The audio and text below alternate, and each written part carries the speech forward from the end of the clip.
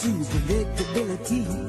The milkman, the paper boy, evening TV. You miss your old familiar friends, but waiting just around the bend. Everywhere you look, there's a heart, a hand to hold on to. Everywhere you look, there's a voice of somebody who needs you. When you're lost out there and you're all alone, a light is waiting to carry you home. Everywhere you look. Metalheads, welcome. What's going on? Hails, Mayhem Sundays. Wyattxhim is here, hanging with us. Welcome, Wyatt. Glad to be here.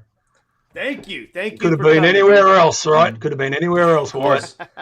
Looking forward to Suckered this. you in. I mean, that intro I just saw now, it's like I already know I'm in for something good. Yeah. Oh, Well, yeah, we get. sorry to disappoint you.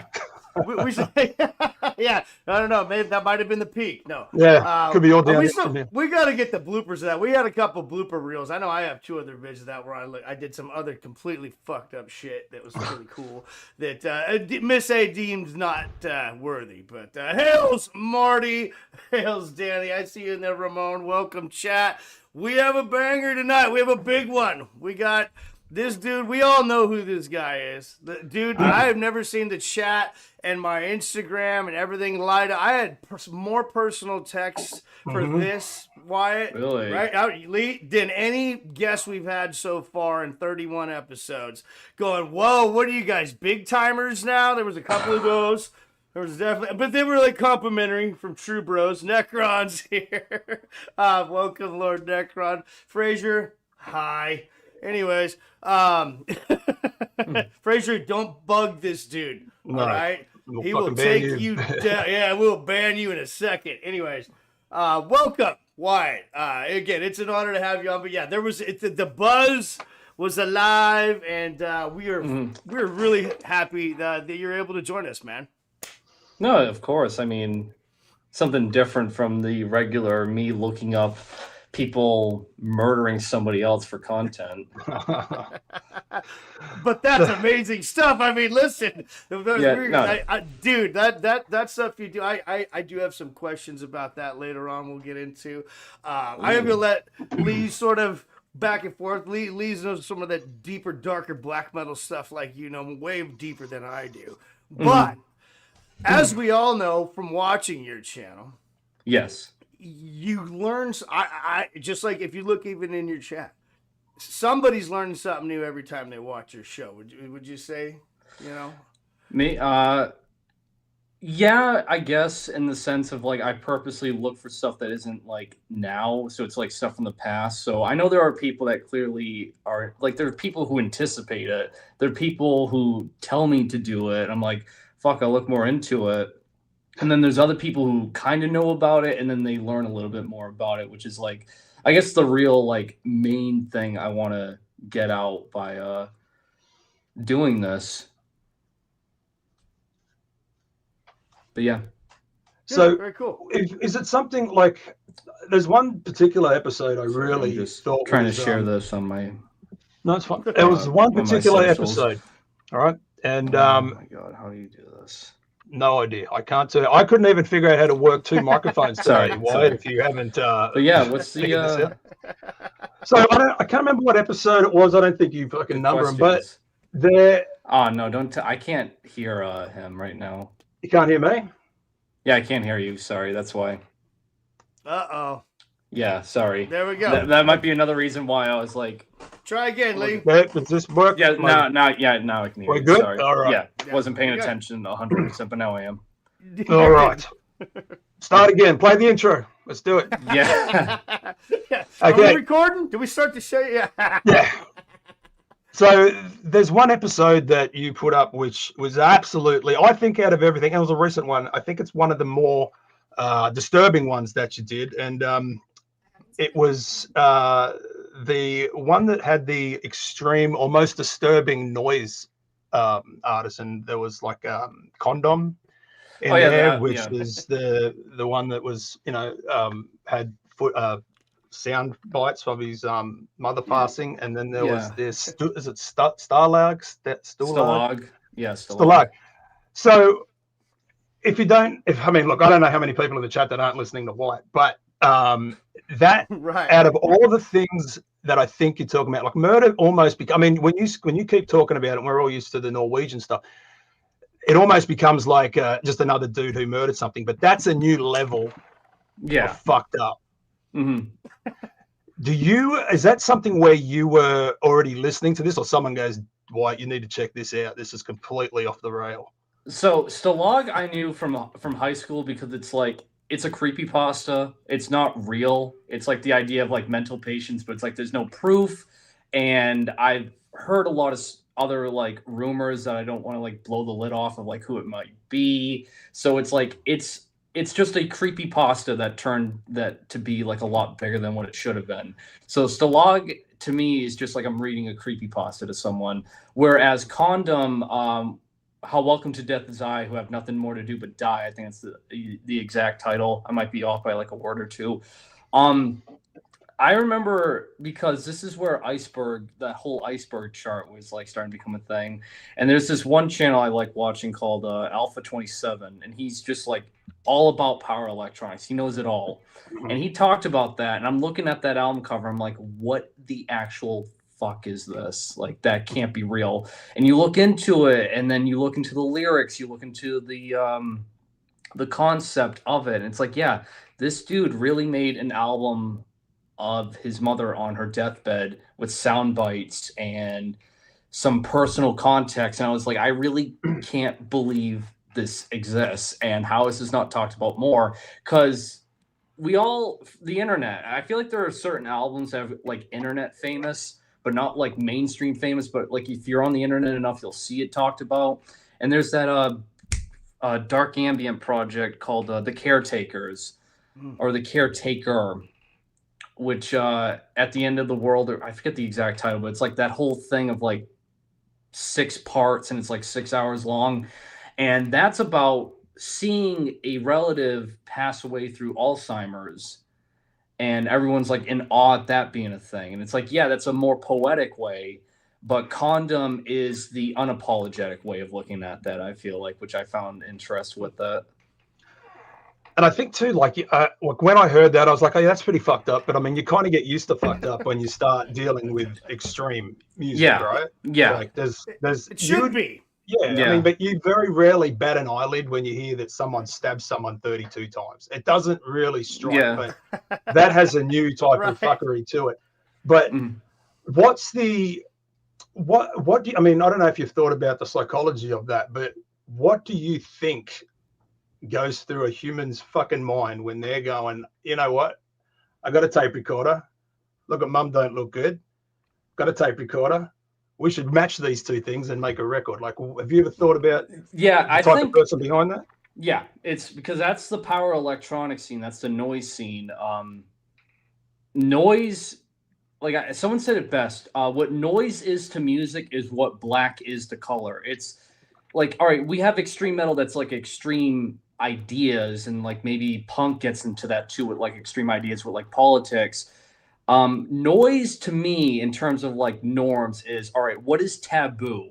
And we open that up, because you look at, I don't know, like other noise projects like Jesus Christ, like White House, for example, and you look at the stuff when Peter Sodas gets into it, and it's like, this dude was making magazines about predators to children and like artistic depictions of it.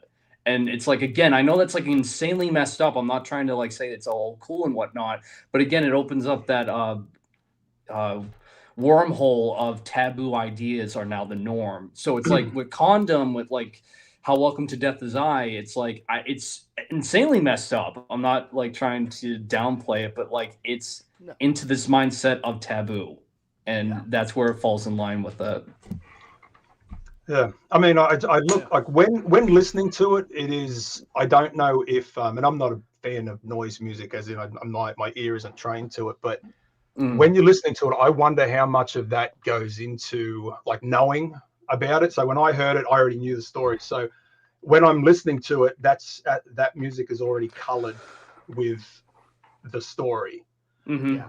But when you go into it knowing what it is, fuck me, it is a dark, depressing nightmare of a ride through that fucking CD.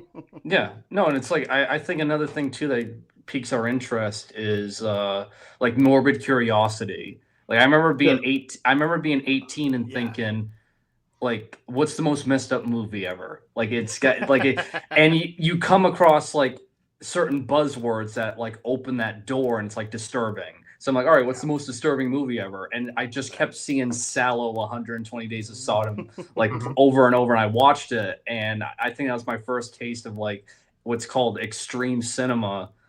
And God, that made me realize there's a whole other world of like depraved stuff out there, and it's not just limited to, again, fucking movies. It's like music, again, like with noise, like it seems to be like an embodiment of stuff like that all the time. Yeah. And do you find that like when someone sends in to you a story like, hey, you should check this out, is there a bar of entry as like you know, say an artist shot someone in a bank heist? Is that something where it's like, okay, there's not much in that?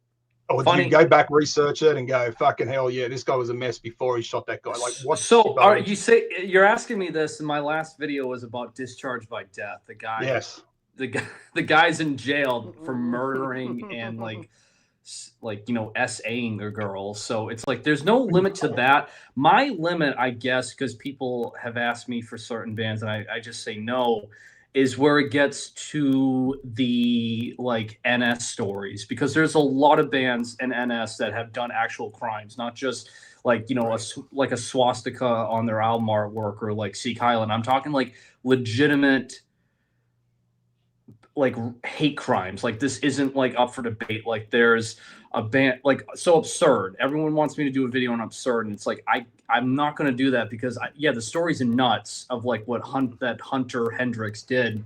I think that's his name, right? Like Hunter. I know it starts with H. Yeah. And I was like, listen, at some point I'm going to have to talk about the music. That's just what I do. And I can already see, if I were to say this sucks or it's good, someone is going to be like, so either I'm some radical narco-communist or I'm like some radical right-winger because I said this music sucks or this music is good. Like I can see that happening.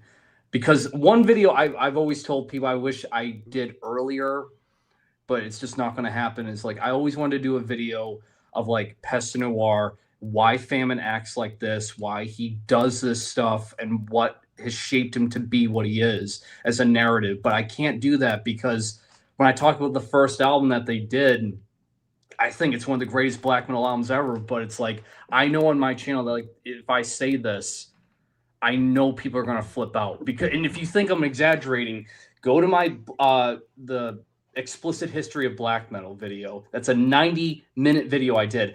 I brought up Peste Noir for 5 seconds, stating relative to the history of black metal that, hey, during this point in the early and mid 2000s, black metal was starting to get into the ideas of realism. So real world ideas, real world philosophies. So politics and theology. We're looking at religion a little bit more maturely than just saying like, you know, Satan is cool.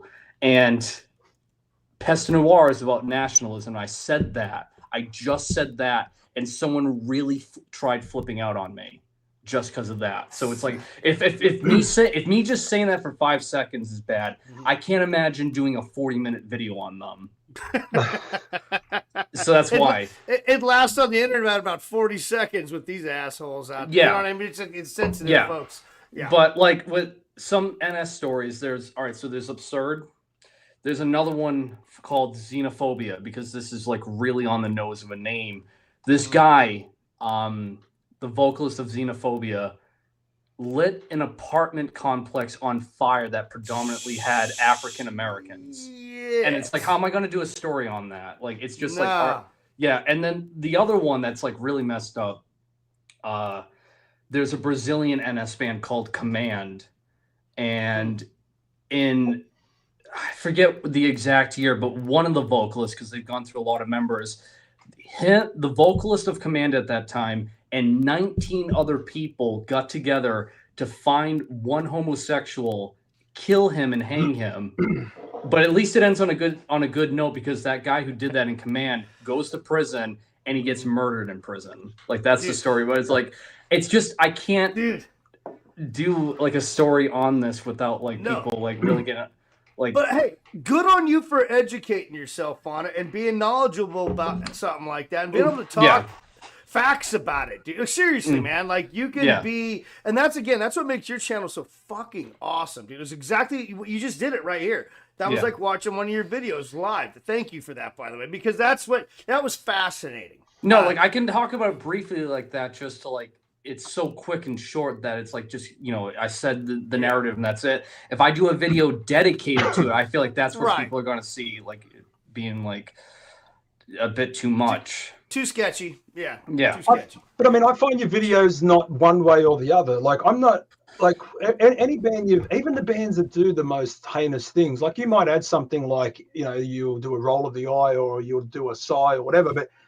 even when you're talking about the music, it's very much factual, point, bang, point, this, it's not a, this is good, this is bad. You might say your personal choices, like, you know, I wouldn't listen to this, or it's not, doesn't sound great, but you kind of keep the emotion out of it. So it's like, well, here's the facts, and this is the horrible thing about it. Yeah. Your thoughts. But I don't think that you're saying, you know, this is death by, you know, discharge or discharge by death. And what makes their music awesome is that they killed some women and they fucking went to prison and made an album. Isn't that fucking fantastic? Like, you've never said that like that. So I think the delivery, people rather, one, aren't listening, or two, they're making, you know, a 5-minute detour to your shit and they're going, oh, this guy's obviously a fucking knucklehead, you know? That's more the likely right there, is the 2-second, 5-minute Karen. It's like, oh, they're fighting. And they don't even give it the moment to be like, oh, you're just being, you know, just fucking hear it. Yeah. It's so good, dude. It's so good. I mean, go ahead, Lee. Sorry. Because while we're on this topic, I wanted to, like, I did a little bit of research and as someone who, you're going to be really impressed with this, Wyatt. I got 527 subscribers. Like, do you know how long it took me to get that? Fucking years, all right? No, it all starts somewhere. Okay, but no, I did the hard work for it. Here we go. We have a break-in. I just wanted to say thank you to Nevermore and to Jason Scholl for your super chats. You guys rule. Yes, thank you, Nevermore. Thanks, Sholly. I used to be addicted to the hokey pokey, but then I turned myself around. Thanks, guys. Fantastic. Thanks for saying. So I did some research for you, and I thought these might be good for you, right? So I fully expect you to do them now that my 527 subscriber knowledge, I'm going to pass this on to yourself. But we'll go with this first. Have you ever heard of a guy called Big Lurch? No. Big Lurch is a rapper, all right? He murdered a woman. A rapper? All right, so I've heard this. Someone sent me this, yeah.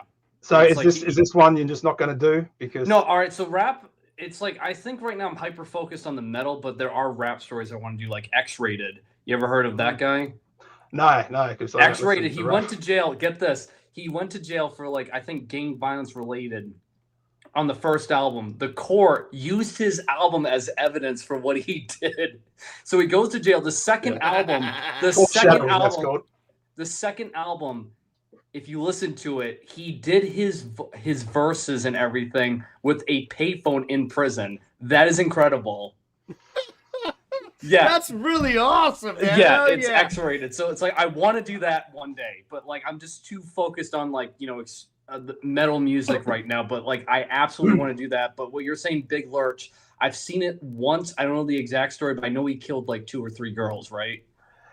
Yeah, but I think that, like I said, the killing is so, like, it's so anyone can kill someone, right? Let's go with the depravity, and that's what Big Lurch did. So I'm not going to ruin that for everyone. If you want, you can go Google him and you can have a look yourself. But I think that would be a great one. The other one is a guy called Jim Gordon. Now, this guy, if you've never heard of him, actually helped write the song Layla, right? Layla. Kind of, you know, like, isn't that Layla? Isn't that Eric Clapton? Is that Eric Clapton, Layla, or is Yeah, that fucking Cream? One of the two, right? It's But then- Eric Clapton. But then went and smashed his mother's face in with a hammer. No. So there's Yeah. that guy. Okay. And my last one, which I think is the guy you should do, because this guy sounds like a piece of work, and I think he'd fit right up. Now, he might not have played black metal. Okay, he might not have been a noise guy, but I think that he fucking qualifies. Spade Cooley. He is the king of Western swing. He also decided to have his daughter watch him stomp her mother to death. Oh God. So yeah, I think in your icebergs, Yeah. you're only scratching the top of that surface. I think you got a lot more content. Yeah, no, I do. I've told people, it's like, I don't think I'm ever going to run out of like content for this, because it's just, musicians just tend to be like so crazy. Like, yeah, you have like the local musicians that just like, you know, they're cool, they'll play a show after work, but then it's like, all right, I want to make this my lifestyle, and it's so like this loose cannon type of mindset, and then you hear stories like this. So it's like, I'm not trying to say like all musicians are like gonna murder people, but it's like, it's weird how like musicians tend to be like a little bit more unhinged. Oh yeah, especially the more underground and the more deeper you go and the farther you dig. I mean, dude, that's what, dude, your Discharged by Death video was just, it defined two different crimes that came together to make it. I mean, those crimes couldn't be any different for fighting for the side of good or bad. You know what I mean? Like one guy, you know, fucking raped and killed a chick in the desert, and then the other guy, you know, fucking killed a dude for trying to do the same thing to his sister in a way, right? Just skip. And now, you know, then they're making. I was trying to tell my wife, I'm like, you should hear about this band out of prison in New Mexico, and she's like, no, dude, I don't want to hear about any of that. Anyway. Who told you that? My new friend Wyatt. Now, this is the funny thing, because I consume this content on Monday morning, and I make sure if you pop up on a Sunday, I will not watch it till Monday morning, because I want to go to work knowing that there's more fucked up people than the people I got to work on. So let's go. I want to go back a bit, because this is some of the stuff where, because I'm one of those sick human beings that I found your channel, got super involved in it, and then went backwards and started from day one. Sorry to hear that. Okay. And nothing says this channel's going to be awesome than a 45 welcome to This Is Wyattxhim. But there's but like, where did you grow up? Oh, where did I grow up? So at this point, I've always lived in Massachusetts, which, I mean, that's going to change for me next month, which I'm still trying to process that. I've lived here my whole life. Southern Mass. I don't know if it's like a good idea to like say my exact city where I live, but Southern Mass is where I live. Street address, mate. We'll like might as well. Here's a Google Map picture of it. Never, ever. Yeah. No, tell me what time you go to bed. What time you change. Yeah. Yeah. Sorry. What room's the bedroom? yeah. What room do you sleep in? Upstairs, downstairs. You know. What kind of... But no, I lived in Southern Mass my whole life.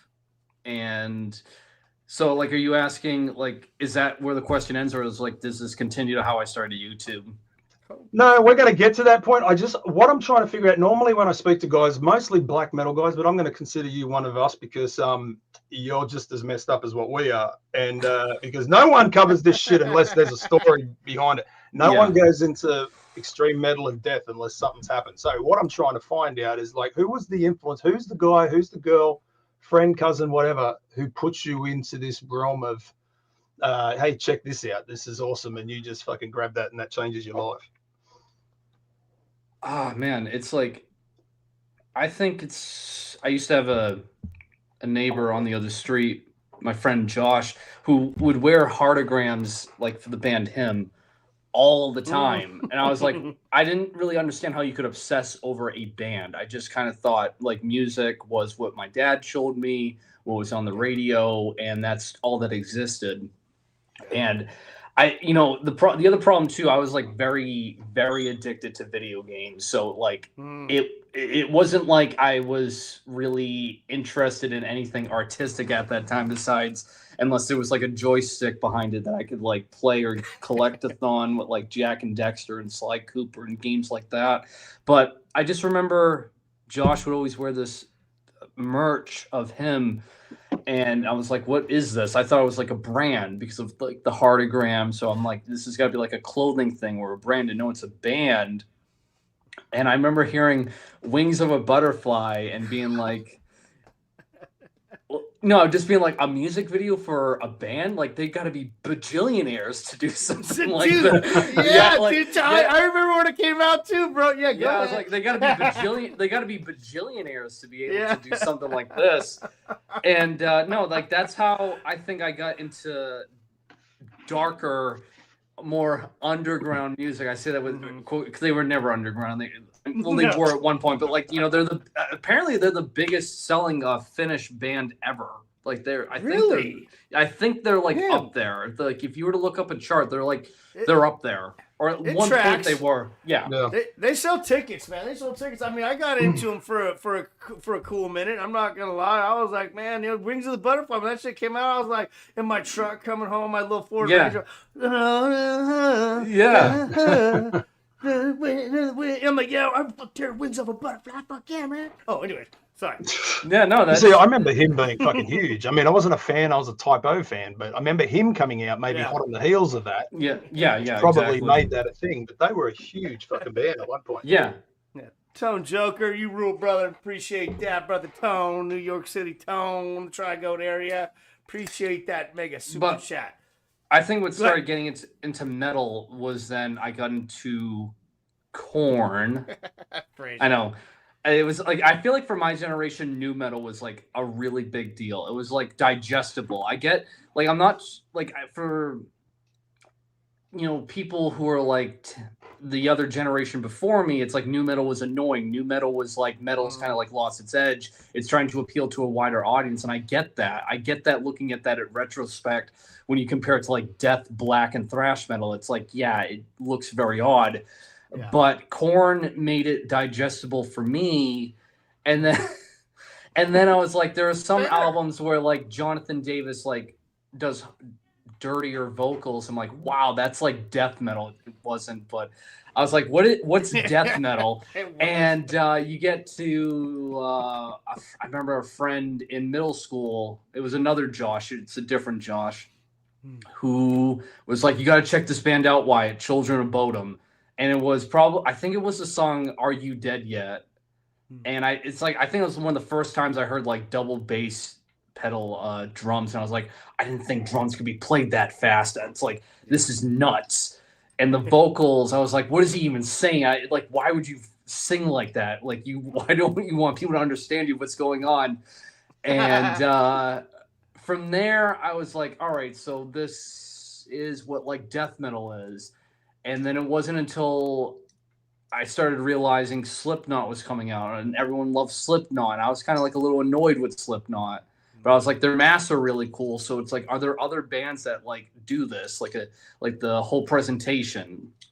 And that's how I came across to the Berserker, and I was like, what the fuck is this? Like, because now it's blast beats. Now it's even more harsh, like even harsher vocals. Yeah. And I can't pinpoint the exact band, but like that's just going off my memory. But like the Berserker was one where I was like, that's death metal and that's too much. But funny enough, now thinking about it too, because I want to do a video on them. The first ever black metal I heard, like absolute first. I was in high school, sophomore, and I had a classmate. His name was Simeon, who looked like Bob Marley. And I think was listening to like reggae and stuff like that. He looks at me and goes, have you heard of the band Gorgoroth? You look like someone who would listen to that. And I was like, I've never heard of like such a weird name. And I searched it up, and it was the song Carving a Giant, I think was the name of it, because it has a music video for it. And I think that was the first ever time I witnessed black metal, the corpse paint, the spikes, the blood. And I know they have their getup where there's like all lamb heads and people crucified, and like the camera's shaking and going all over the place, and there's gulls screaming. And I was like, I don't know what this is, but this is too much. But you get curious. You get curious. Yeah, and you go totally, back. dude. Yeah. That was the live in Krakow, right? Or it was, I know it was in Poland. Yeah. Yeah, but They got arrested for that too, apparently. Yeah. Which is funny because, sorry, we got Miss A. Something happened. Thank you, Tony. Hey, Joker. Thanks for the $20 super chat. You rule. Do you know why I don't go to vampire weddings? Because they usually suck. Boom tish. There you go. We'll be here all night. Yes. Yeah, so like it's interesting because so the first band's Gorgoroth.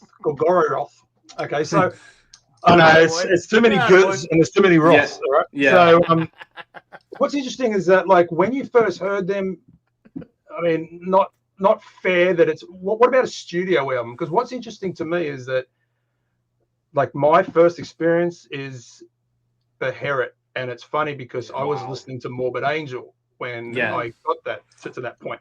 Yeah. Now, when you're getting into super technical kind of, you're talking about guys that can stop on a dime and all that, and then like Oath of the Black Blood gets played, and you're like, what the fuck? I hate this. But you hate it enough to listen to it a second, third time. Is that something where the black metal bug was like, this is fucking stupid. Like, check this out, Josh. Like, you need to hear how fucking gay this is. And then it's like, boom, it's all over as far as now you collect the next one and the next one. Is that pretty much how your story was? I feel like that was because it was like Gorgoroth, I didn't know what to think of it. I was like very intimidated with it because like you go from death metal, like maybe I think at that time Amon and Marth was also like something I was getting into. So you go to like more digestible death metal, like on Nuclear Blast, like it's really melodic, easy to digest, and you see that. I was like, I don't know what to make of this, but I'm like very intimidated with it. But I was like, you know, if you can get an emotional reaction with anything, regardless of any age, it's going to pique your interest to try again. Because it's like, you know, to go from like I want comfort to something that absolutely like, you know, shakes me to my core. It's like you want to know if it can still do it again and again, and like you just dive deeper into it. And I think around senior year, I started listening to death metal like regularly. I think it was like Dying Fetus every day. It was another band called Discarnate, which I think they're really underrated from the UK, but like they just don't really do anything, so that's why they fly under the radar. Exhumed was another one.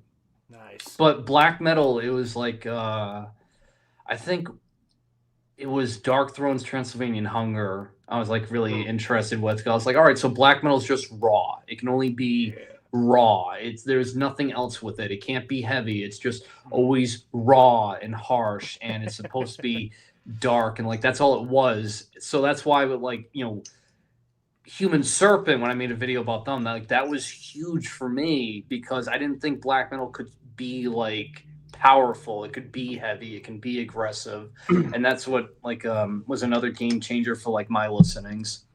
Because again, even before that was like Summoning, and that's atmospheric, that's majestic, that showcases that black metal can be like, you know, pretty, I guess is how I describe it. So Human Serpent was just again a big game changer. Really well said, dude. Yeah. Did fucking you have a black metal moment? Everyone's kind of got one, right? Did you listen to something and go like, "This is fucking horrible," but I'm going to play it again? Did you ever do that? Oh, are you asking him? Yeah, I've never asked Shred this. I mean, I speak to him every day, but I've never. Probably the first few times I heard like Bathory and stuff like that, I was like, what in the fuck is happening? Like, but it's like also I took it in so well, even if I didn't like kind of like Wyatt was saying. At first I'm like, I don't care for the lyrics whatsoever. Like, what are they even doing? But I did sort of like the music more, you know, I accepted it. And then, but I also liked that when I blasted it really, really loud on my big stereo system, that my mom and my stepdad were like, what in the, you know, like I hated it, you know, and the more I could do that with music, the better it was. And then I would really, because again, even when I would get stuff like that, it'd be like a burned copy, so I wouldn't even know the lyrics and shit. You know what I mean? You know, so until later. And then when you get the little booklet, and you got that's why I'm so glad that like these days, even my kids love to get CDs and stuff because you can have little lyric sheets and you can at least learn it if you can't hear it still, you know. Yeah. So I'm getting buzz. But Yeah, I'm just dealing with it now. So what we're going to do, we're just going to play a song. So let everyone reset, go take a piss or whatever it is. yeah, And sure. I got a fucking big one for Wyatt, or not a big one. You know what I mean, Wyatt. I got a question for you, which is All right. Absolutely. We'll be right back. gonna See you rattle on some the other cages. side. Let's do it. Rattle the cage.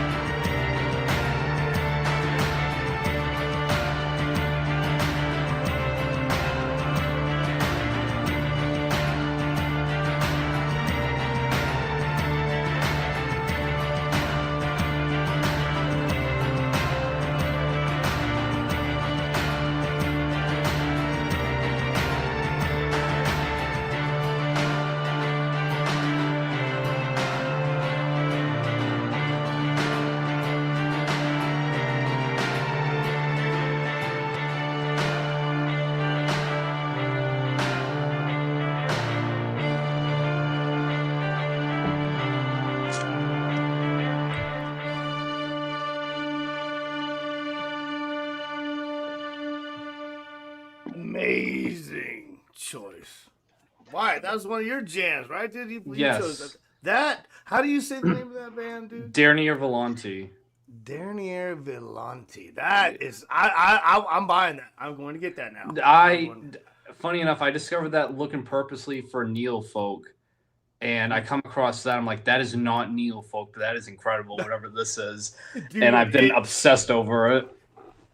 So are a lot of the jams on that kind of like that? You know what I mean? How is that album? I mean, is there a little variation on it? Because I've been trying to figure out what the hell he is for the longest time. But those two, there's that album, and then there is an album that's purple, which, well, I'll just get it really quick.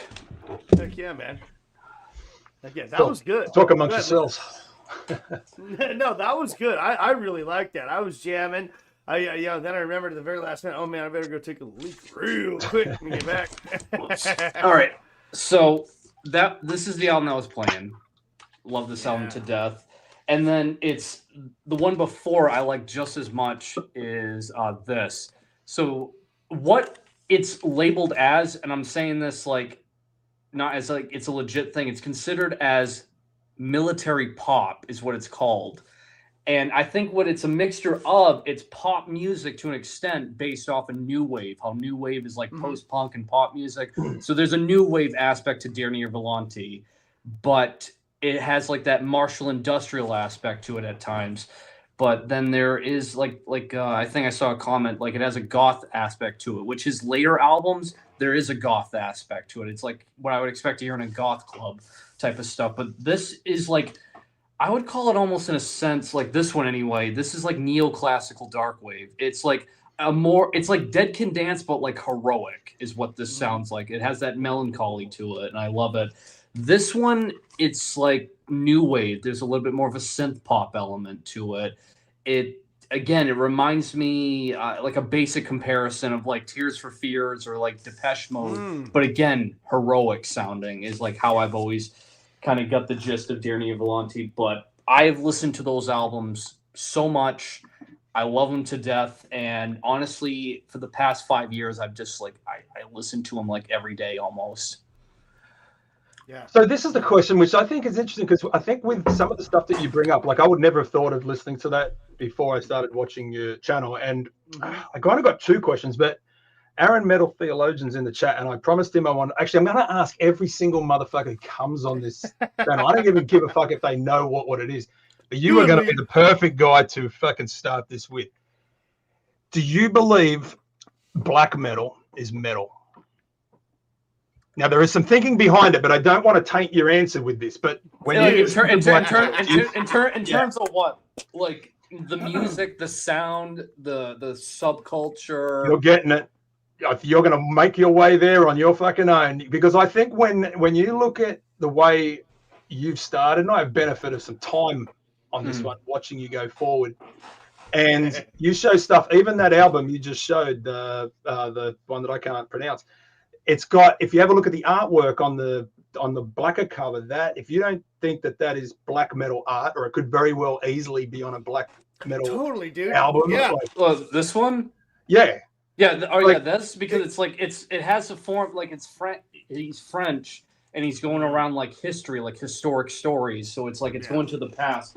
And it's like, I don't know, it's like one thing I've noticed with like metal, like I've always joked around with people sometimes because I always find myself comparing everything to like the political compass, like, you know, how it's like, and I've always said like, all right, like certain subgenres would fit certain quadrants in that. And I've always looked at it like this isn't like a hit or like a jab. I'm saying this like as a genuine observation. Metal is in the alt-right for a lot of reasons because they appreciate the past. They've always appreciated the past. Metal has, regardless of what subgenre. They look at history a lot. They look at the past. They look at, you know, where they're from.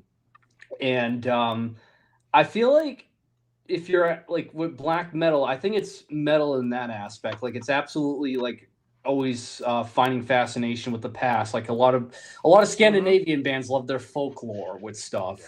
So, and again, like thrash metal seems to do with like war and like fantasy battles, and it always goes to authors again from the past. Death metal seems to have a fascination with gore and horror movies, again from the past.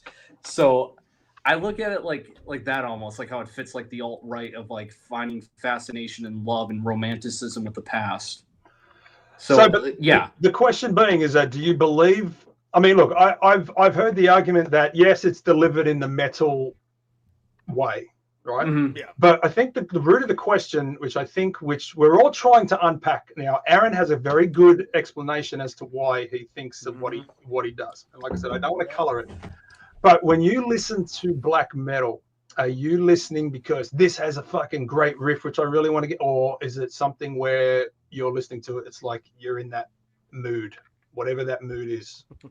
I don't know, because Summoning is my favorite black metal band, and I do not listen to them for the riffs. They've never been like a band because they compose it. And why? Because they're fans of Darkwave. They've said it. Like Dead Can Dance and Sofer Eternus, like they are fans of that. So it's like Summoning is a black metal band that's not meant for black metal fans, is how I've looked at it. So if like it's like with Summoning, I don't like I said, they are labeled black metal, but they're really not trying to be. I guess what you're trying to, it's like, it depends on like the black metal band. Like, all right, Human Serpent, I listen to that for riffs. I listen to that for energy. So yeah, I think Human Serpent is. Summoning is not, even though they're labeled as it. Fortress, I listen to them for the, like, Fortress is weird. Like, they're in the middle. Like, I listen to them for the riffs, but at the same time, like, it encompasses, like, in such atmosphere that I'm like, it's in this weird middle point with them, where, like, a band like Portal is not a band I listen to for the riffs. It is just a vortex of, like, noise throwing me around everywhere. So it's like, I guess they're extreme in that sense because they got blast beats and harsh vocals, but it's more of like this weird rhythmic noise is what Portal starts to become. So I don't know. It's like metal has always been about like, catchy, like hard rock riffs, but even heavier. So like, the Judas Priest, the Black Sabbath, the Iron Maidens. So Megan agrees with you. Yeah, so I don't know. It's like maybe that's why I find myself so entrenched with black metal. Is it can do all of that. It can be riff heavy, and I can head bop to it like Niflheim. Niflheim is a black metal band that is absolutely trying to be a metal band with everything from their stage attire, their presentation, their music. But then a band like, again, Summoning, Caladan Brood. This other band. It's spelled out Grist, but I believe it's pronounced Grays because they're from France-Canadian. They're French-Canadian. Like, that's atmosphere. That's not really riff. So, again, they're all labeled metal, but I feel like they're trying to be all different things. Like, they're not trying to capture, like, the absolute essence of what pure metal is, of, like, riffs and moshing and head bopping and throwing up the devil horns when like you go to one of their shows. Yeah, everyone in the crowd's all rah, rah, with their bones out, one hip bone out, and then, dude. Well, but everyone might just be standing there kind of going, or just beating the shit out of each other, which is the best. Well, see, I'm one of those guys that's like a fucking yay or a nay, Wyatt, and I heard yes and no, and I don't accept that answer. So here's my question to you again, reshaped with exactly what you just said.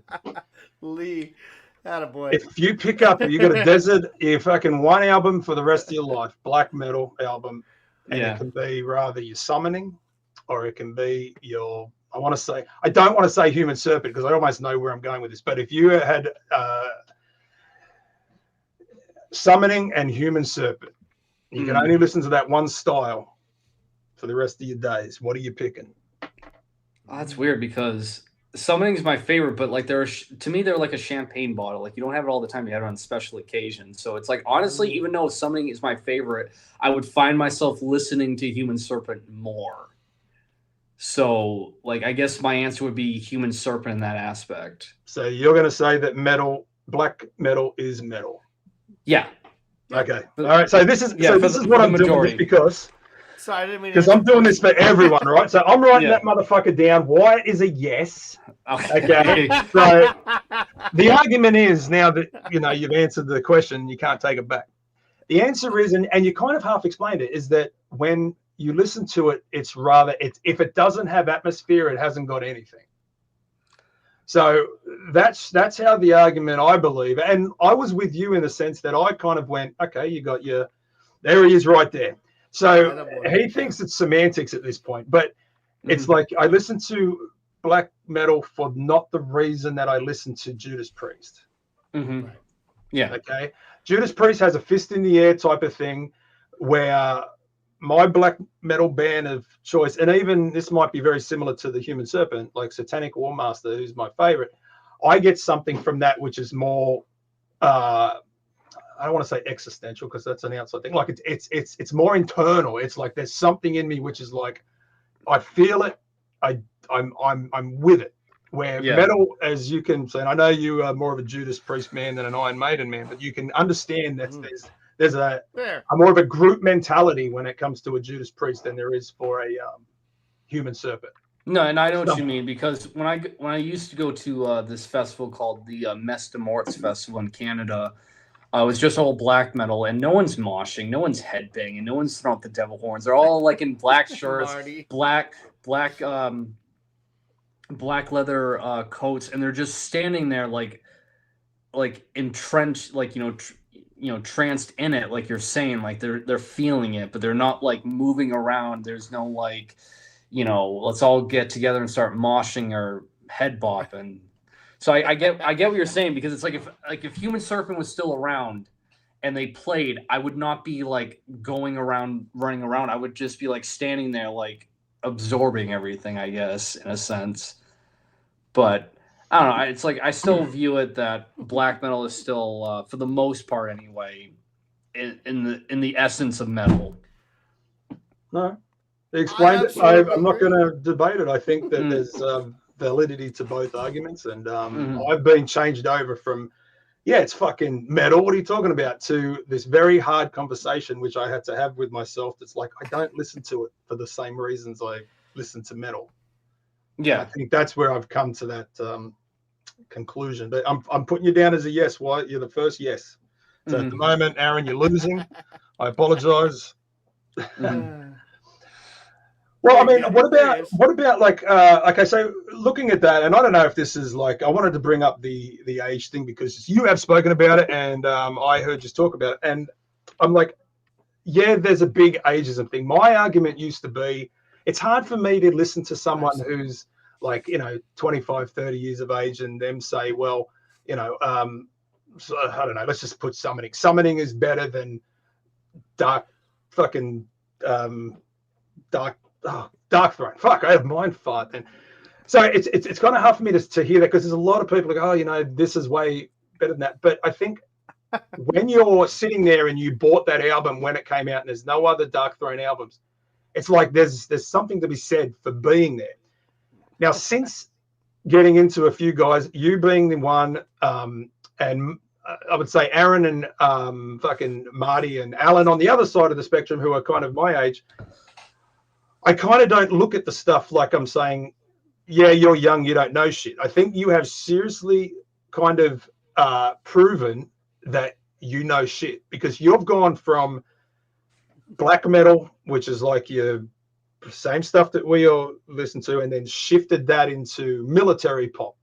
And, you fucking have. And it's funny because like now, I look at it and I go, okay, I'll go check this band out. Where if anyone else would have said, I'm like, I'm not listening to fucking anything that's called military pop. That sounds horrible.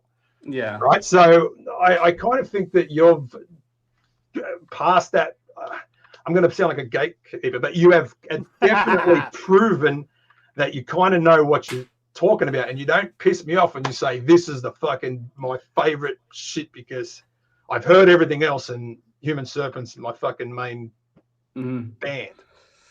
So what type of shit are you getting from the oldies in the comments? I think it's just like I don't know, it's like I don't want to make it all seem like I'm trying to build like a victim complex here, but all right, just looking at the most recent video I did about discharge by death, and I'm telling the story of what it is, and it's like this story isn't real because you're a gullible, like, I don't know, millennial or Gen Z, so you don't know what you're talking about because you believe in this story. And the reason why I guess I believe so much with the discharge by death story is they're not the only band to do this, of like releasing an album in prison. There's Retaliation who did it. There's X-Rated, who I just talked about, who did it. He's a rapper.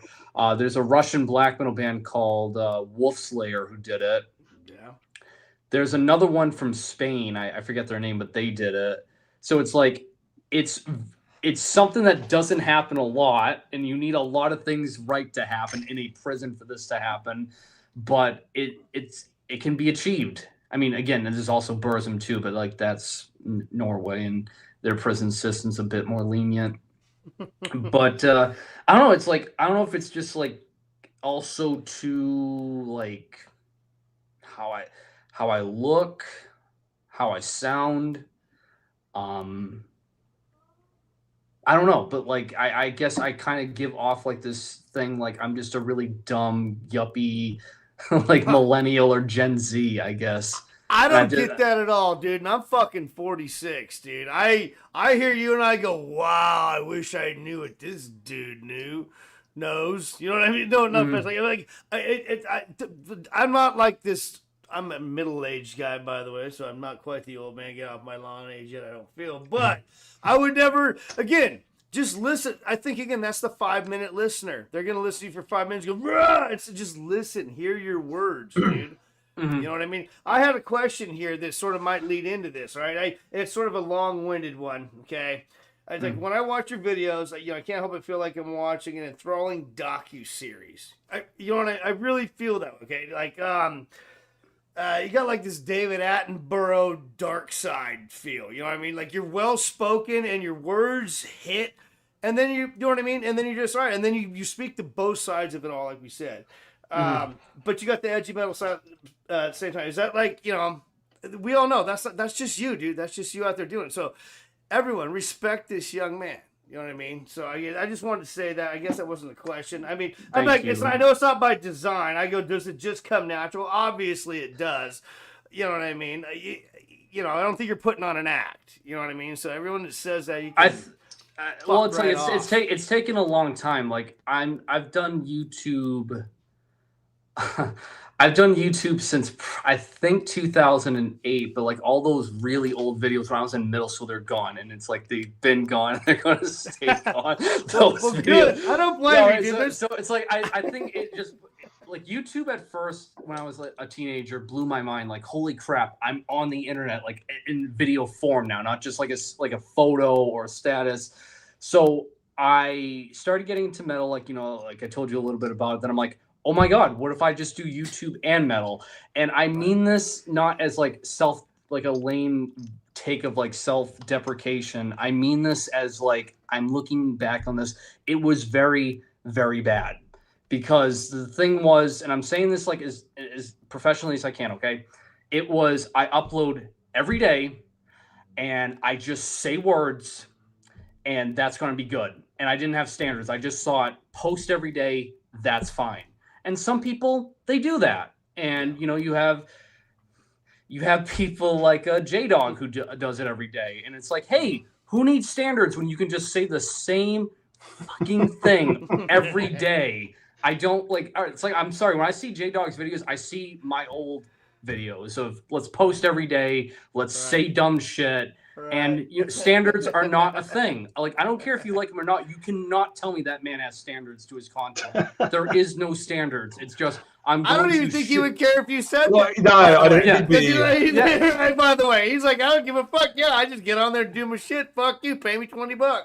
Yeah. It's like I just see that with his channel like when I started, but then after a few years, like you get burnt out doing that. I'm amazed. Like regardless of what I think about him. Thanks, Marty. Regardless of what I think about J-Dog, These guys. Yeah, I got to give him credit that he hasn't like lost any steam. I don't know how, but I'll give him that. But like, fuck, man, it's like I look back on it and I was like, if I'm gonna do this again, because I remember I took like a month off when I was like, I'm done doing uploads every day. I was like, I need, because I've like invested a lot of like at that point like 3 or 4 years into it, I need to do better. Like this, it can't just be uploads every day. So it's like I would think about like a I don't know, like not just top 10 list, but like a conversation piece. Like I think one of the earliest ones that I started like getting more into that was like I started doing editing. So I started looking at software that you can do YouTube edits on, like a cut. So I'm not just going and ah when I couldn't think of anything, and like doing just one takes. Then I was like, all right, let's try to do topics. And so that's where I started getting into like a discussion about first wave black metal.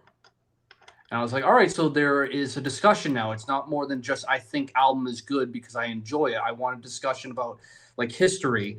But then I was like, it's still not like good enough. Like there's still something like off with this. Then I started doing like I don't know, like I guess it was still thought pieces, but on like things that were happening in the moment. And even though still it was like, you know, kind of trend, like almost in a sense trend hopping, but not really. It wasn't thought out, and I was like, I'm not giving myself enough time, and it still looks off, but it was still gaining traction. But it was like, all right, so reviews and just regular like vinyl updates, you know, I think I can do more than that. And then I started like looking at other content besides, yeah, exactly, Marty. Yep. And I was starting to look, right. and I was starting to look at like other content besides just metal music, besides just music content, like discussions. And that's where I came across the channel Windigoon. And he did his video that blew up was the Disturbing Movies Iceberg. Okay. And that's how I got into like iceberg charts for a while. So I was like, all right, so the Disturbing Movie Iceberg. All right, I get it. Sallow or what's the other? The Serbian films.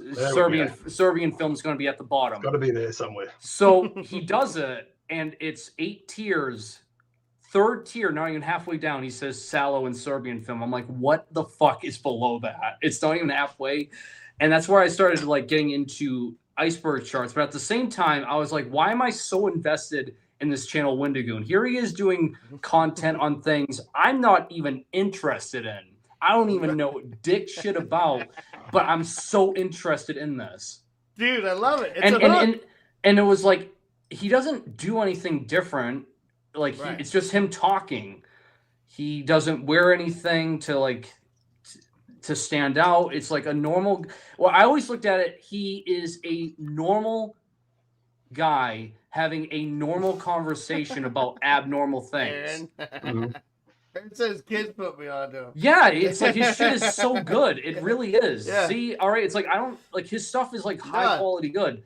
And the chat loves it. Yeah. Yeah. Good. And I was like, man, I really wish there was a music channel that would do this. Talk about abnormal things in a normal way. I wanted that so much. And I was like, fuck, why don't I just try to do it and see what happens? And that's like where like I base that stuff off. So it's like it's come a long way where it's like I had to, you know, stick it out for a handful of years of just like, you know, the slop content, I guess, of like posting every day to trying to figure out what like works for a few other years to you come across someone and you're like, man, that's awesome, but I wish someone else would do it. And then you just decide to do it yourself. So it's like a lot of like what I'm doing now of like stories, research, presenting it normally. That's all based off of how Windigoon does it. I'm sure there were people before him that do that, but he was like the one that I was like, oh damn, I want to do it like that. Yeah, there's another guy who doesn't do anything metal related, but his name's like and I guarantee you he's in your feed somewhere because of what you do. Is it Mr. Bain, Mr. Barlow, Mr. fucking something? And all he does is do like Mr. Beat.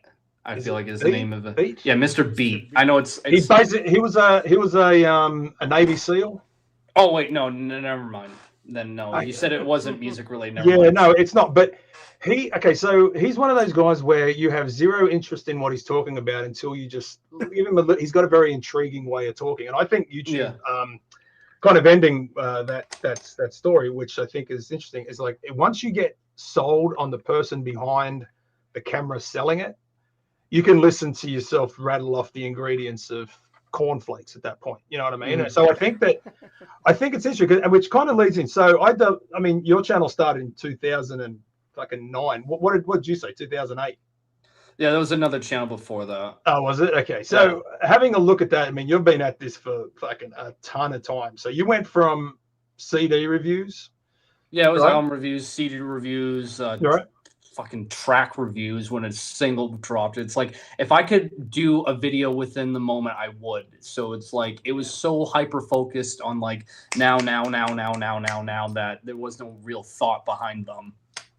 Right. And if you're uploading every day, it's kind of hard to think of something cool to say about Yeah, a exactly. new CD that you may have not really listened to for a ton of time, and especially without saying, I like this. Yeah. Thanks for watching. Subscribe. It's insincere. Yeah. I mean, like with all that, you the glorious pandemic years, which I think is one of your shining moments where you just fucking did crazy shit, right? You were doing Q&As, you were fighting with other YouTubers, if I got my time frames right. And look, don't even like I want to grab into that a little bit later. We had our fights with the same people, but like at what point did you go from like icebergs to fucking stories? I couldn't find the switch over. All right, so when that happened. a lot of it comes from like Wendigoon. So he was doing icebergs a lot, and I was like, this is so cool. He would do it on. It was movies, and then the other big one was conspiracy theories, and then serial killers was the other one. And I was like, all right, I can do this, but with subgenres. So it was like the black metal, the death metal, the grindcore one that all did really good. And then on the most recent one was the Disturbing Albums Iceberg chart. And I think that's where it's like kind of like, I don't know what I can do after that, but I don't know, time will tell. But like, so I'm still watching Wendigoon. So he does all those with iceberg charts. But I think what he realizes is with every iceberg chart, there's still stories to this. So instead of it just being like, here's this brief little summary as to why insert movie is in this spot, let me do a video on every little aspect about it, like a deep dive, I guess, about it. And so here he is, again, talking about stuff I do not have interest in. I do not keep up with this. I do not know about it, but yet I want to hear about it from him. And that's where the story started. So I'm like, all right, let's look at metal bands now, not just like a brief summary of like, I don't know, why Dragged Into Sunlight is in the middle of the death metal iceberg chart. Now let's give you a story about them. So that's why when it comes to true crime, I'm like, well, I'm jumping a little ahead of myself as to how the true crime happened. But the stories was like, let's do every little aspect about them. Let's talk about their triumphs, their downfalls, what their early beginnings, the bands that they were in before, what they're doing now, where are they now, like stories like that. And then what came with true crime was I think it's like it kind of leans into like the extreme stories of extreme metal where no, really what starts with true crime is, so when you get into black metal, like you have Mayhem, Burzum, you have the Emperor story, and then maybe Dissection is talked about. And that seems to be like the only thing people know about like crimes with extreme metal. And there's jokes about it. Like there was one video that went semi-viral. I'm not making fun of it, but it's like, I get it. Like if you're outside of black metal, it's insane. It's called The Darkest Band Ever. And it's a thumbnail of Mayhem. So it's another story about Mayhem and everything that happened with them. And it's weird because I don't think I'll ever do like an outright video about that because it's been talked about so much in this community that it's like normal to know this. It's normal to know that, oh, their singer, committed suicide. It's normal to know that Varg murdered Euronymous. It's such a normal thing, oddly enough. And I was like, well, it's not the only one. And why is no one talking about, like, the Beast of Satan, an Italian extreme metal band that are literally serial killers? Why is no one talking about there's just so many lovely. I need to go through my videos now. Yeah, you're gonna fuck ton of those. Dude, every week, baby. Every I week. had them all pulled up too, and then my phone started chirping up other stuff, and I had to get rid of it because I wanted to talk about so many videos you had. Yeah, Probably to the point of annoying people that have already seen them all. But like, dude, when you keep going, like, look up the one you want to talk about because I love. Good, yeah, please. So there's Kartaroth from the Polish black metal band Infernum that like tried to kill Fenris. Like, how does no one know that commonly? There is there's the band Enemy from here in the States. The guy he smoked laced marijuana that it's believed it was laced with meth. And he thought he was a robot, and he killed his mother because he wanted to see the insides of her to see if she was a robot. And then he, 25 years later, kills himself by driving off a bridge. He didn't check himself first. You know what I'm saying? Yeah. There's Surrender of Divinity, a black metal band from Thailand or Philippines or some shit, right? No, they're oh my god, Thai. So they're Thailand. From Thailand, of all places, that the guy was murdered because one of his fans was a real Satanist, and he thought that the dude from Surrender of Divinity wasn't, so he killed him by stabbing him over 20 times. There's the story of Goat Lord, which that one hits close. That one's like terrifying because that's when I was getting into metal, like more extreme underground stuff. And you hear about the story of Goat Lord from Joe Frankulin, who takes his own life, but also killed a mother and a 8-year-old. The most ridiculous, the most ridiculous one that I cannot believe this happened is the one I titled "Deep Fried Dismembered Dutch Murder." Yeah, great title, by the way. Yeah. Absolutely. Check the link in the description. Yeah, that is the most insane story I've ever heard.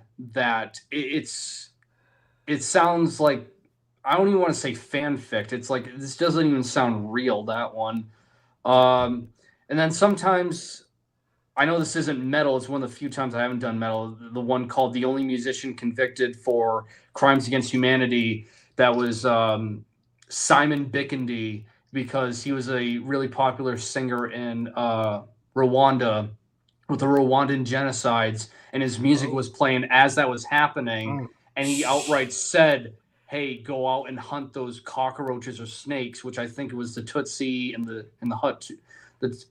Oh my God, someone needs to correct me, but it's like the Tutsi and the Hutu, I think is the name of them. Yeah. And I think it sounds correct. Yes. Yeah. Video. And he says that it was the minority group, which I think it was the Tutsi with a minority group there. And there's a whole video on like how the justice system worked in that country when the genocide ended. And it was like they were doing it like rapid fire. Like, you're convicted, all right, you're going to jail. So just by like saying, hey, go out and murder these people, that is a crime, like during that point, he did it. So to this day, Simon Bickendy is the only musician to be convicted for crimes against humanity to this day. The only musician. Yeah.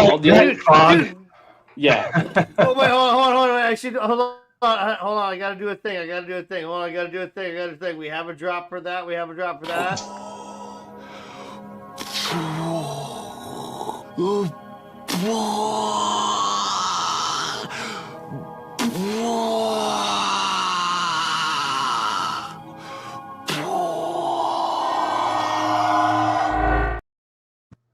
So I gotta remember. I'm on the control. This and other fun topics over at Wyattxhim. If you want to go over there and subscribe, it is an interesting topic because it's like you only ever hear about the Norwegian shit. And it's Yeah. funny because, like, I'm always, forever. I've got a job where I don't do a lot. Okay, hope you're not watching at work, but I will sit there and I will ponder these questions like, if you didn't have a church burning or a murder, would black metal would have gone the way of, say, grunge? Would it have just gone away because there's no law anymore for this? Yeah. I mean, it's built on that. And I mean, interested to hear, because I mean, there's a bunch of people that have done things over different genres, but those genres never took a foothold like the Norwegians. Do you think that was like a perfect storm? Yeah, no, it absolutely was. I think a lot of people agree, like, when Varg murdered Uranus, it was like a peak of interest now. It's like people are interested in controversy. Black metal, at least in the 90s, like if we want to look at a retrospect with Bathory, Venom, Sarcophago, and a few others, it's like, all right, they were basically thrash bands, but with a really dark edge to them. Like, that's what it was. So, like if you look at interviews, none of them ever outright say, oh, or like in Hellhammer 2, I forgot to use them. Like, they don't outright say, oh, yeah, we play black metal. They're like, no, they're just like, no, we play metal. Like, you look at all those interviews, they say that. So it's just like in retrospect, we say first wave black metal. But back then, it wasn't really like a thing in terms of like camaraderie in the scene. Then comes Norway, and they're like outright saying, we are black metal. We're true Norwegian black metal. Like, that is them really trying to make this thing a legit genre now, I feel like. And it only escalated more after the murders and the church burnings. So it's like, yeah, I think that's why, like, to me, in my view anyway, with the scene of like underground extreme metal, black metal seems to be so many people are fascinated with it, because not only do you have the music, but you have this lore, this history that you get just so immersed in that it's like, it's more than just riffs being played at that point. Dude. So any other genres that you think have profited off the broken individuals that play it? Yes.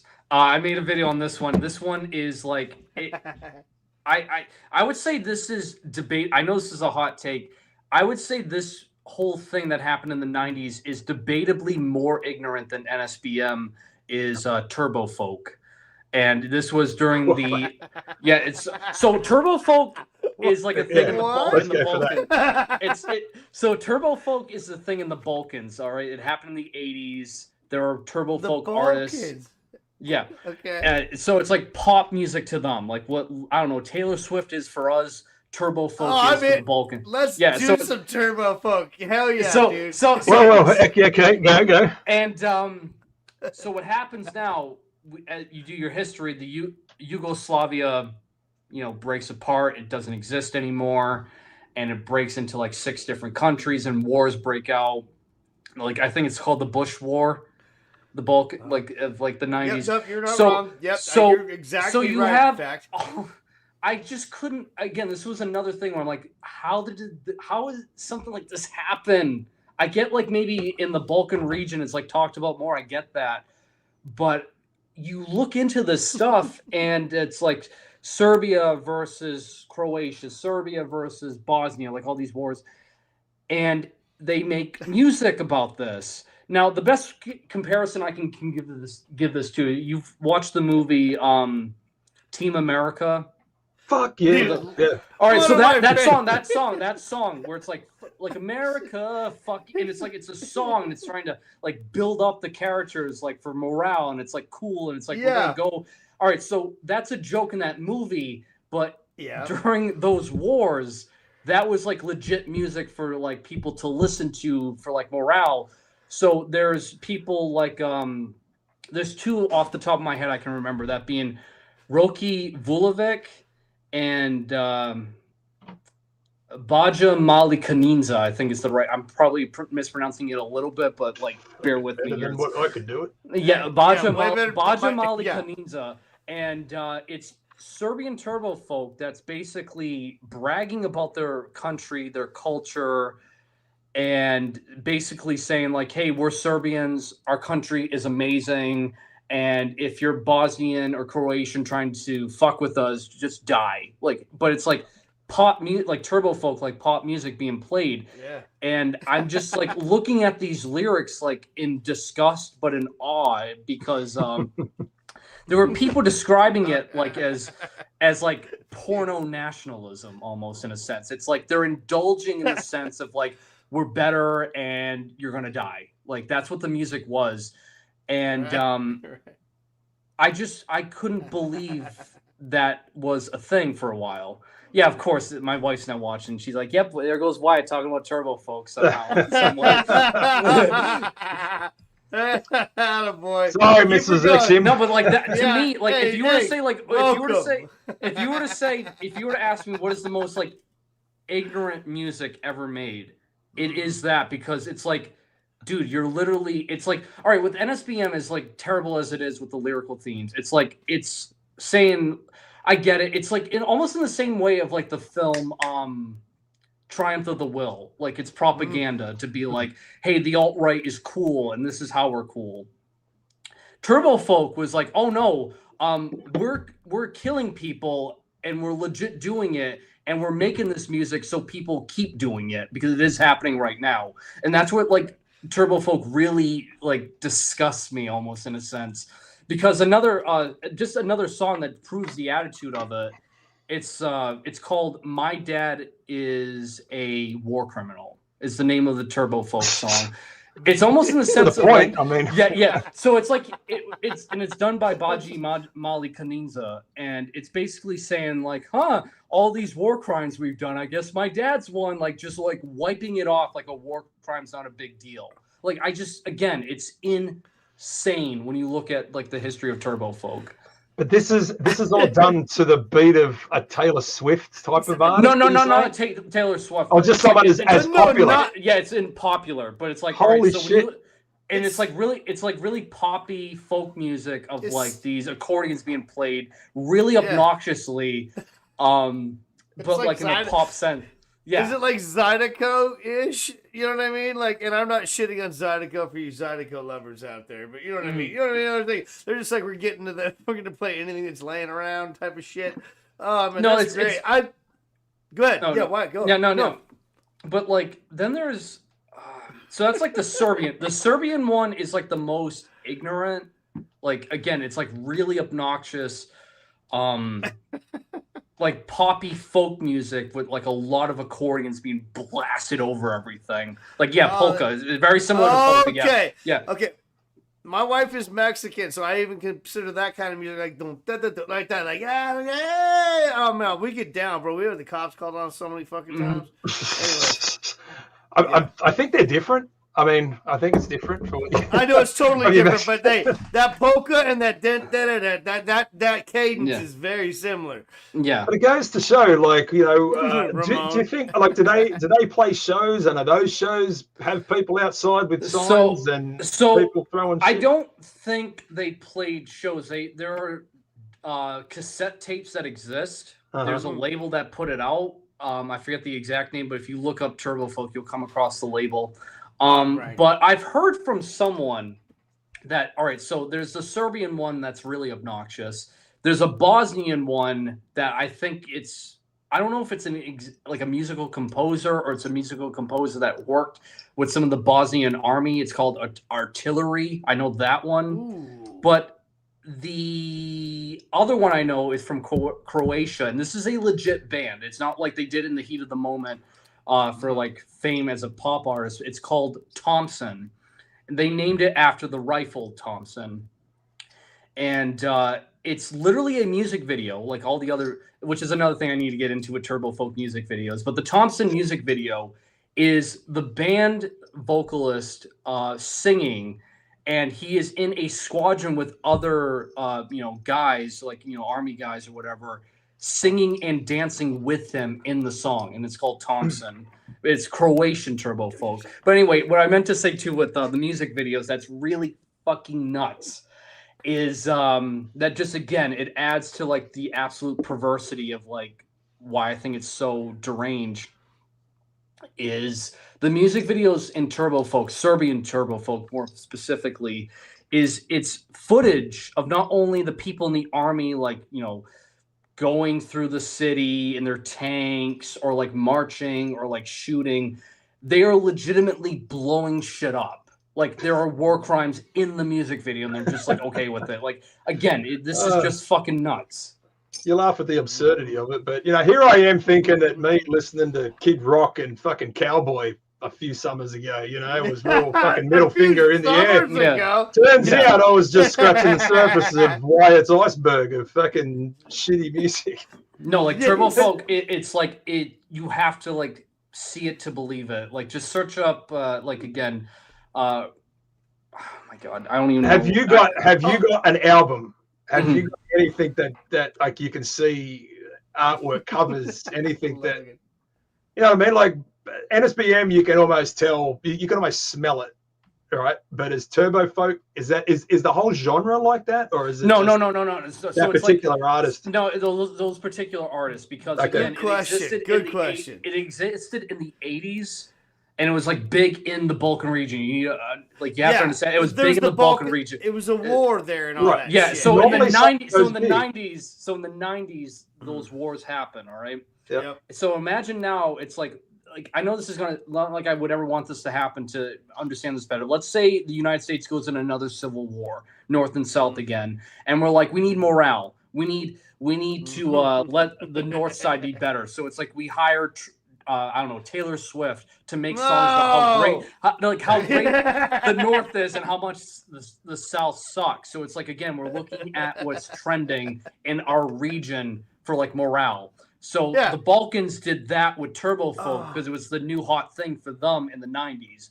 To this day, Turbo Folk is still going on. Funny enough, I think it was like around our area. It might have been Connecticut or something. There was a Balkan grocery store we went to that had all Balkan food, and sure enough, they had Turbo Folk being played. It wasn't that like from the war, but it was like from recently. Right. Yeah. I mean, I think the North would win because we'd have Taylor Swift and they would have fucking Jelly Roll or something, right? Yeah. So I think we'd come out. I mean, morale's an important thing in war, and that's what exactly. I guess they believed with Turbo Folk to use.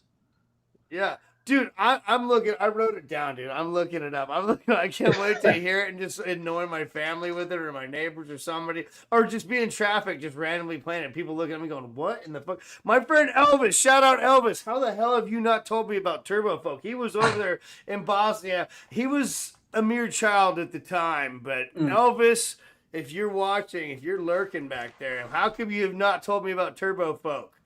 Shit. Anyways. See, here's the thing too, like getting back to it with like stories now, all right? I just told you all of that. I didn't even tell you like exactly the beats, the rhythm, how good it was. I just told you that story, and now you are so interested to listen to it. And I think that's how it works now. It's like if I just say, I don't know, like that Wyattxhim, I think it's really good because it's good folk music. You'll be like, all right, I might listen to it, but how am I going to remember just a good folk album? Now, if I tell you what Wyattxhim, they dress in these insane clothes, and they're trying to like indulge in the image of like a post-apocalyptic world that's like destroyed, and their costume is a representation of that. Now you're like, all right, so I remember that now about Wyattxhim. Now it's like this band that's trying to portray something more. Again, it has nothing to do with necessarily what they sound like, but the story of them entices you. Like again with black metal, like we talked about earlier, it's like that lore.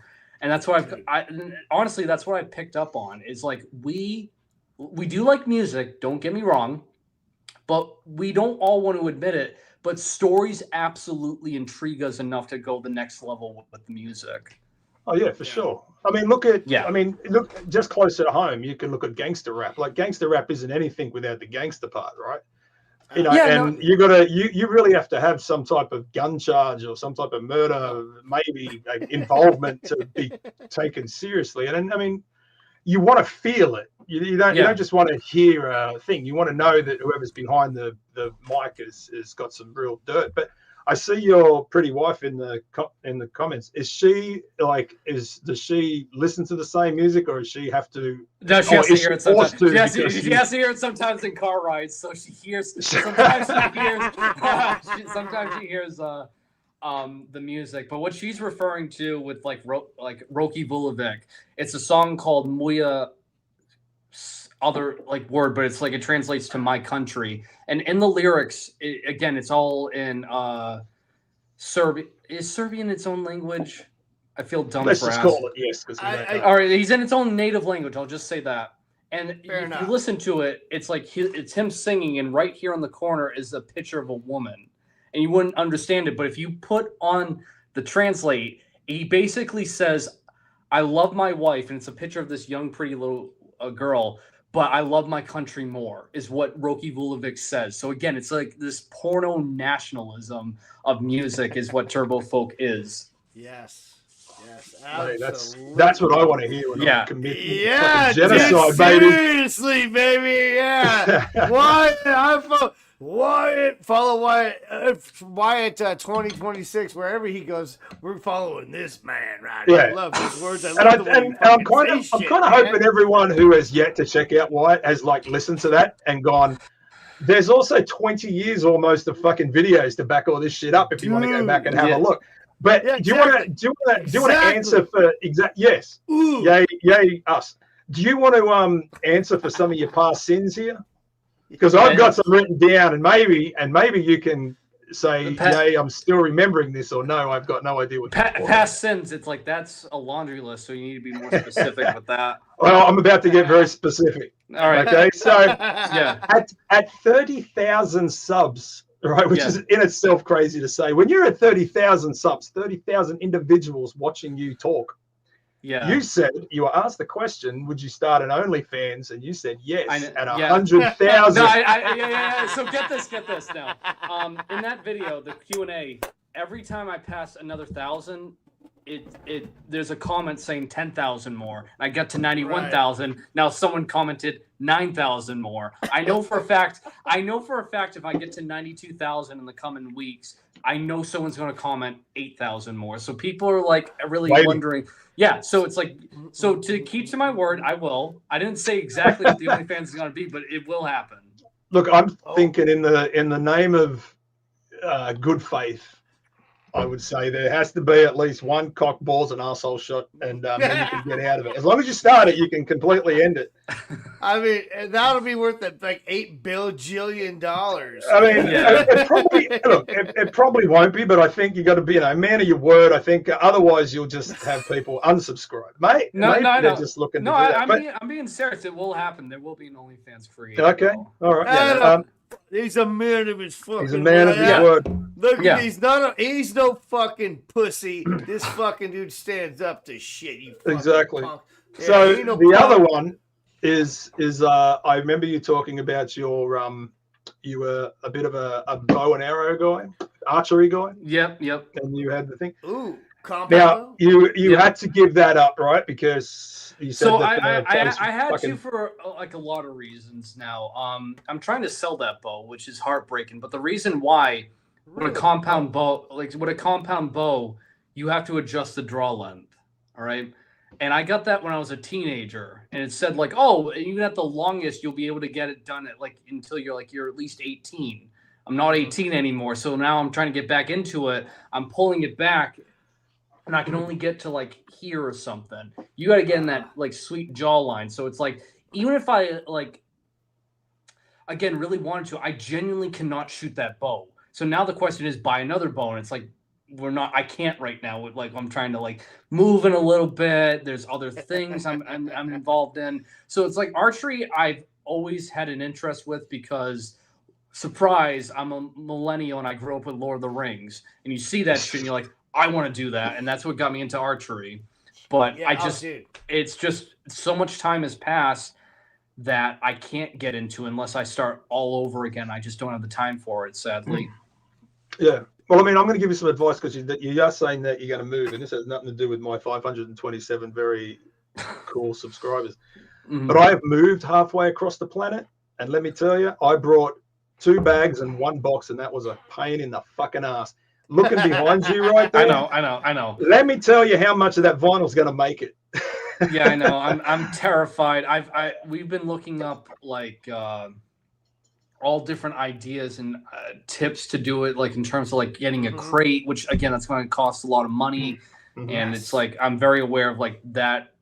So that's why we're like selling everything. Like one thing I did yesterday, which was heartbreaking, I sold all my guns.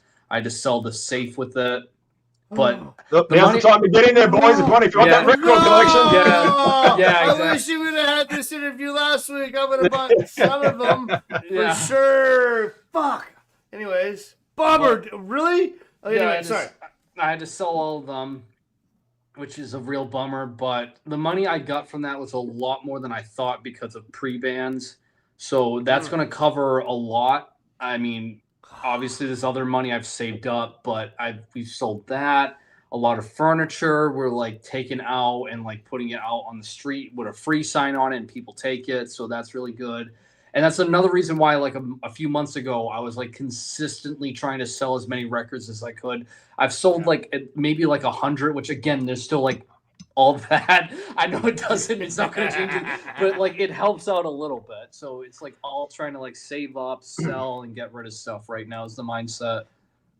Because I'm going to go, like, I've seen your test pressings and shit like that. So you've got shit in there that's like at this point, irreplaceable, right? Yeah, no, there are. This is going to sound really crazy. What I've done is I bought this. I know it's like not going to hold at all. This is a legit vinyl carrying case. I'm going to bring this on my plane ride for when we move. So I just know like, hey, these 50 are absolutely safe. And these are going to be like the irreplaceable ones. The ones that you can't put a price tag on that are going in here. And it carries 50.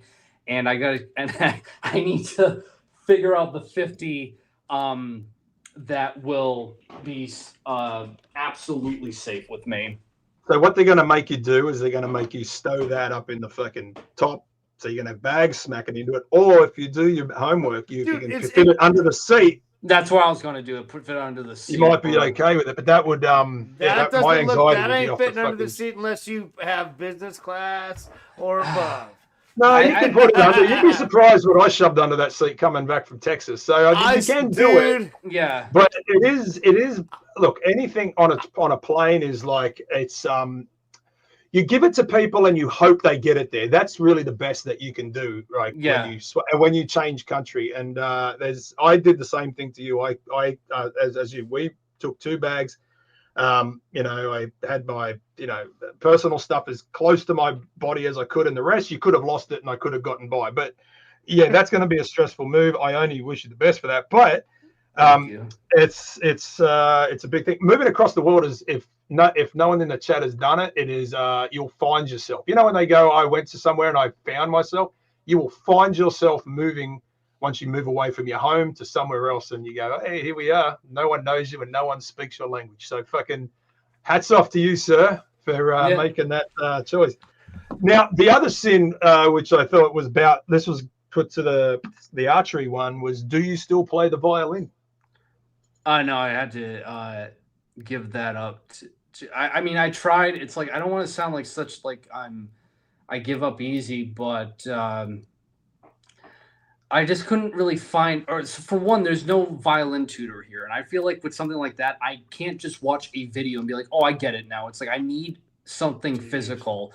Like drums, all right, I like fucking around with drums because, I don't know, it's like, come on, we could just do blast beats and skank beats and people think that's amazing and fun. And it is, but like, there's not much, like, unless you're doing like jazz drumming, it's like, dude, you don't need to really look up much when it comes to metal. Jazz drumming terrifies me, like what I've seen people do. Like even the most simplest beats, I'm like, dude, I can't do this. But like, no, drums. I didn't know there could be that many drum heads in a kit. Yeah. Didn't mean to interrupt you, but no, but like I feel like with violin, that is an instrument you need someone physically with you to get, and I'm like, I can't do this with internet. Just videos or like doing it over a video call. Like I need someone physically here with me. And it's an instrument that's kind of unassuming too, because I remember hating it, and then I heard My Dying Bride, and then I heard most recently is a band called Welt. If you've Welf, Marty, you're in the chat. No, and it's basically I have it too. It's like kind of New Jersey accent of yours. It's kind of like Panopticon's another great one where they can throw all this stuff in there that technically shouldn't be there, but can make it sound like music. And it is an interesting thing. But yeah, violin is also an instrument. I don't believe you can Jimi Hendrix that and just learn how to fucking play that without any type of thing. My daughter picked up viola over the last couple of years. That's not the same. Right? Viola is actually just a basic violin. Dude. I know nothing about violin. Yeah, thank you. Right, no, it's like a tiny bit bigger violin. That's all it is. It's the same thing. Right, and I didn't know. And I said, it's a viola. And he goes, it's a viola. The guy, shout out Ken Sue Violins down on El Camino. You rule, dude. Anyways, she can jam on it. I'm like, I played guitar forever, right? I took music class in high school. I was in band, marching band. I'm like, I can fucking play, dude. I get this thing, and all I can do is go, wee-oh. Yeah, exactly. There's no frets. I'm like, how do I make a note besides wee-oh? So yeah, it's tough. Violin, is tough. I just want to attest to that. I've tried it. And she's in there just jamming out, and she loves to show me, which is great. And I'm like, and think about it. If she ever gets to record, and then all she got to do then is like kill you and your wife, and Wyatt will make a video. Yeah, exactly. No, I was gonna say, or you could go to Uncle Lee and maybe be on a Warhammer 666 song and do some black metal, or she could just kill me, and that couldn't happen at all. Well, there's that, but this is the big fucking meaty topic in this community, Wyatt, and I know it used to be yours, but you have since outgrown us, and my hat is off to you. 91,000 fucking subscribers is off the chain, which makes me question the fact, and I know you're a lot smaller. Chris Peters, does that name ring a bell to you? Yeah, of course. Oh, okay. So, whoa. I should have had stuff loaded for this, Lee. I wish I would have known. I would have chugged live. I didn't know that these two knew each other. Oh, baby. Yeah. So Chris Peters is an interesting character because I don't think there's a person in the chat or in the YouTube anywhere that has not heard of him for all the wrong reasons. But you and I and Mr. Beard up there have shared very personal battles, public battles on the internet. We were actually so fond of his character, we made a whole series of Chris Peters stuff. Dude, we should have had some loaded up. All I know, and you knew him back before he was MOD. The underground metal gamer. Yeah, and I knew him before he even had a YouTube channel. Like I knew him back in like 2016, like 10 years ago. Did you know him as the Rockstar Media fucking guru? Yeah, I knew him 10 years ago. Like this. So how does that come to a head? What do you mean? Absolutely. Like, let's give him some more subscribers. We can afford them. Let's go, Wyatt. No, so I used to do these hangout calls with these people I used to be friends with. I'm not anymore because besides one of them, but all of them either like branched off or just turned out to be pieces of shit. Dude.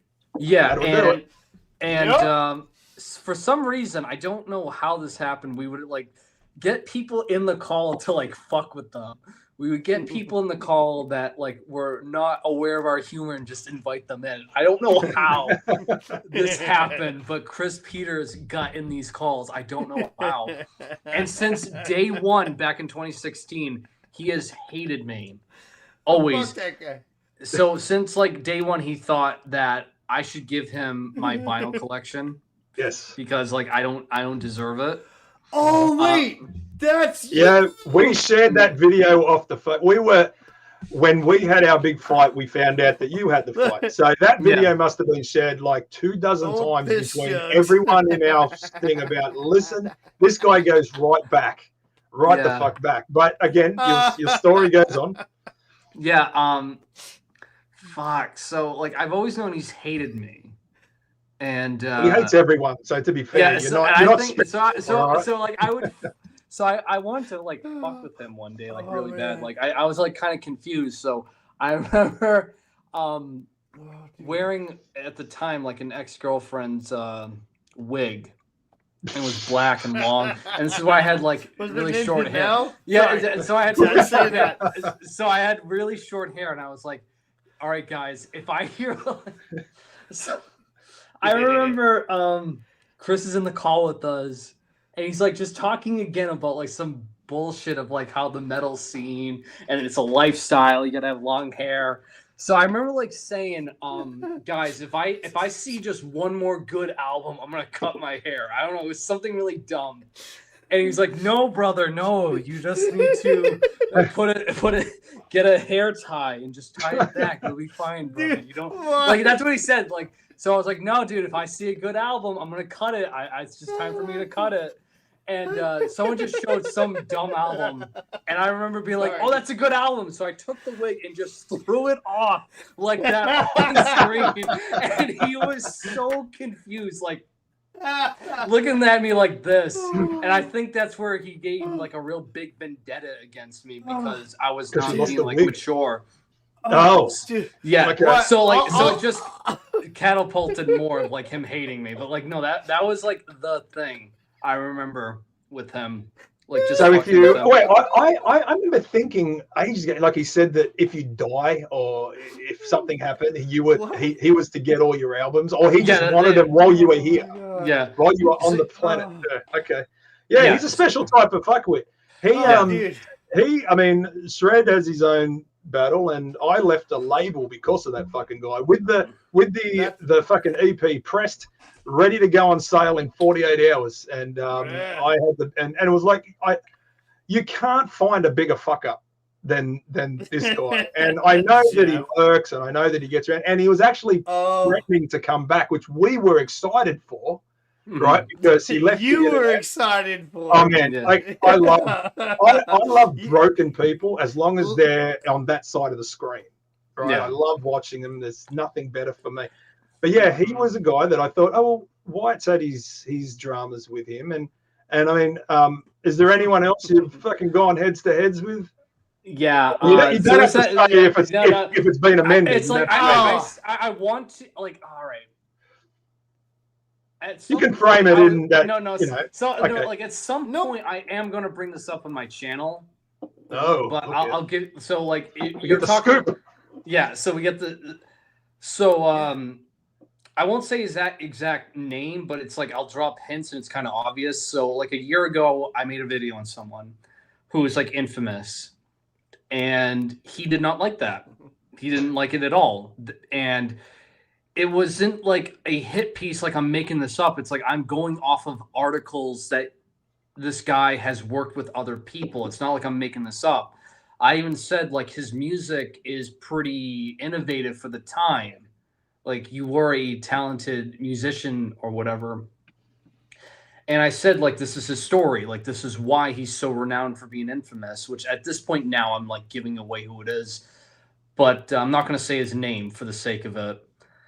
And he has repeatedly, not repeatedly, but like he's done responses to the video on his Instagram showing like how upset he is, which is like, dude, I've literally talked about people who have murdered other people. I've done video on a guy from Saul Evil who shot at a church and went to jail and thanked me for making this video first because I told his story of like what happened.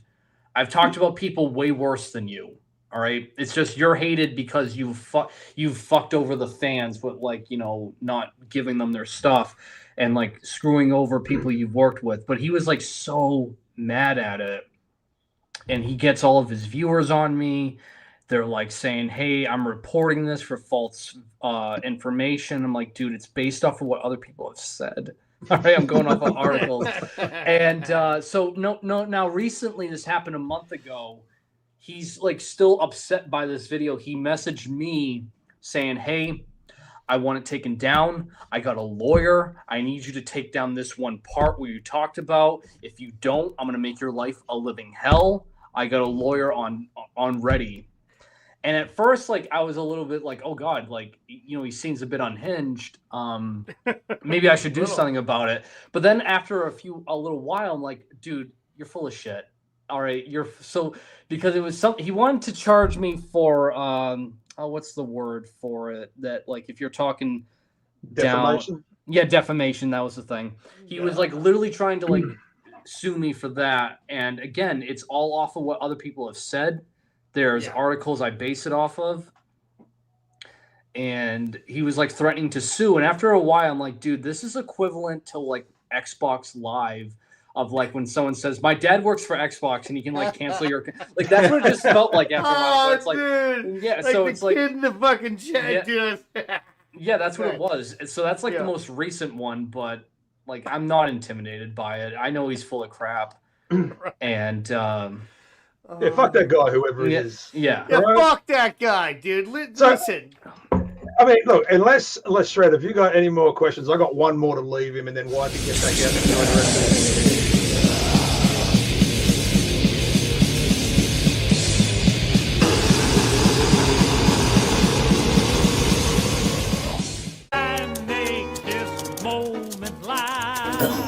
Yes! Fuck yeah! Times is now, is now, is now. So hold this moment fast.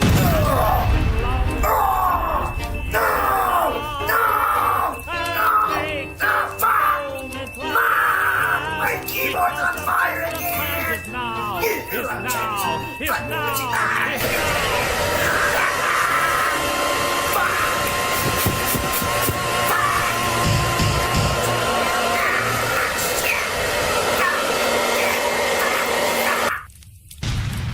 I am a proud enemy of the state and authoritarianism. Abolish the state, all governments, authority, police, order, and your pathetic need for security. Freedom is dangerous, and so fucking be it. The state has killed and murdered more people than anyone in history. If you're not about freedom and danger, then you're a complete weakling. Get the fuck off of my channel if you support statism, authority, police, and control over the people. Go suck the dick of your oppressors and rulers, you fucking sheep. Be on forever, fuck off.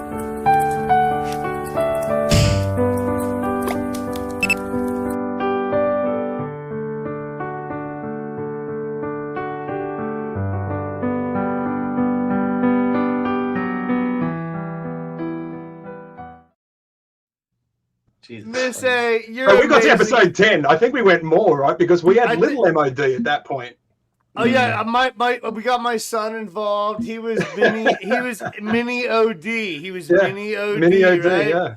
And so we can't even get sued for that because it's actually his words. So yeah. It was like it was so preposterous. I'm like, we have to do it.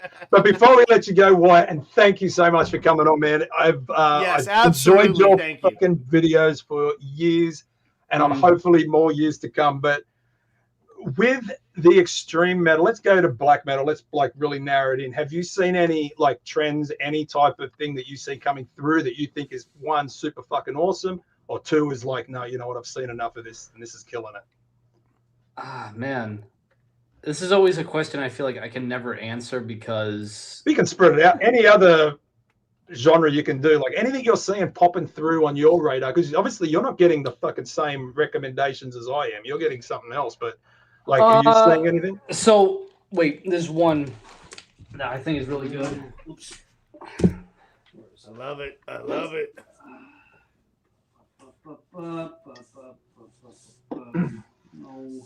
No. The young man has. Dude, I couldn't find shit in there. incredible Can you taste. imagine? So, Like- this, I don't think I can pronounce correctly, but that it's the band that from Canada. And it's the guys are part of Grays. I don't know if you can. This is probably inverted. Sorry, but No, you're good. you have to we go. invert it from that. Miserere Luminis. Sorry, that- hey, Yeah, this band. It feels like it's been forever since an atmospheric black metal album has like not only made me want to buy it and wow me, but make me listen to it multiple times. This band, I think, is like absolutely killing it. And from what I've heard so far this year, this is like the best black metal I've heard. Now, do I think it's going to like overtake everyone's eardrums? No, because right now the thing people are flipping out about, what are they flipping out about? Oh my God. Worm. They're flipping out about that band Worm. Yeah. And I get it. It's like, you know, it's like that Dimmu Borgir-esque type of like classical black metal. And I get that. And I think that's the one blowing up right now. And I get that. But for me, this is like, It feels so long since I've said this. It is gorgeous black metal. That's something I've stopped saying nowadays, but like it is so gorgeous sounding. It's it's got like post rock, it's got violins, it's majestic, and it's just something that I don't know, an atmospheric black metal I don't come across anymore. But like that to me right now is like if I had to pick the band that's like killing it right now, it's them. But what else for like black metal? It's been like really good. Havakarunu, I know they're killing it right now. Finnish black metal band.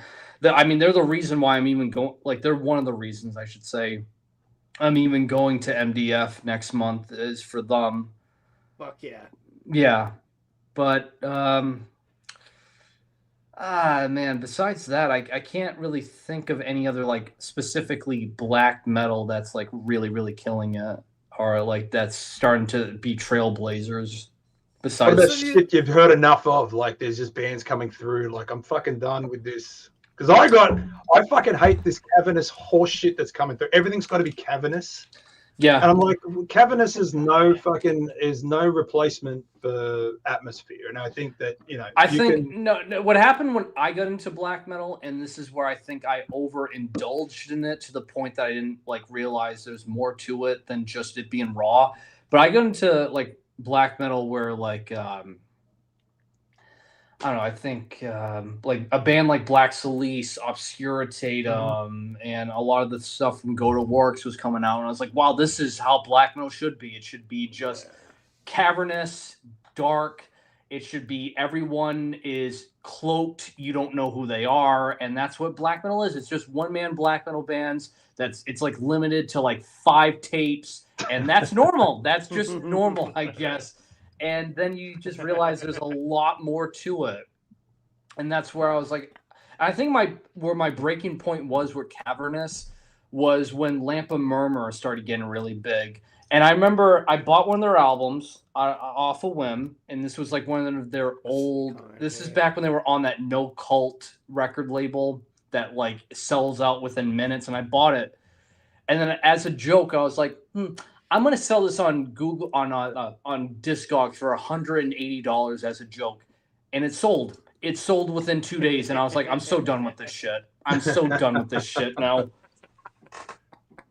But no, yeah. Lampa Murmur was like the band that got me to be like, I'm so done with like ultra raw black metal because this is so dumb. What it's turning into. Look, I thought Eclipse was amazing, and then I found that every band that put an album out after Eclipse was on Profound Law almost had to follow the same producer, same sound. I think they even borrowed others' guitars just to have it, but it was like the same thing. I'm like, okay, I get it. It's cavernous. It's very spacey. I get it, and I love it. Except for where's the song?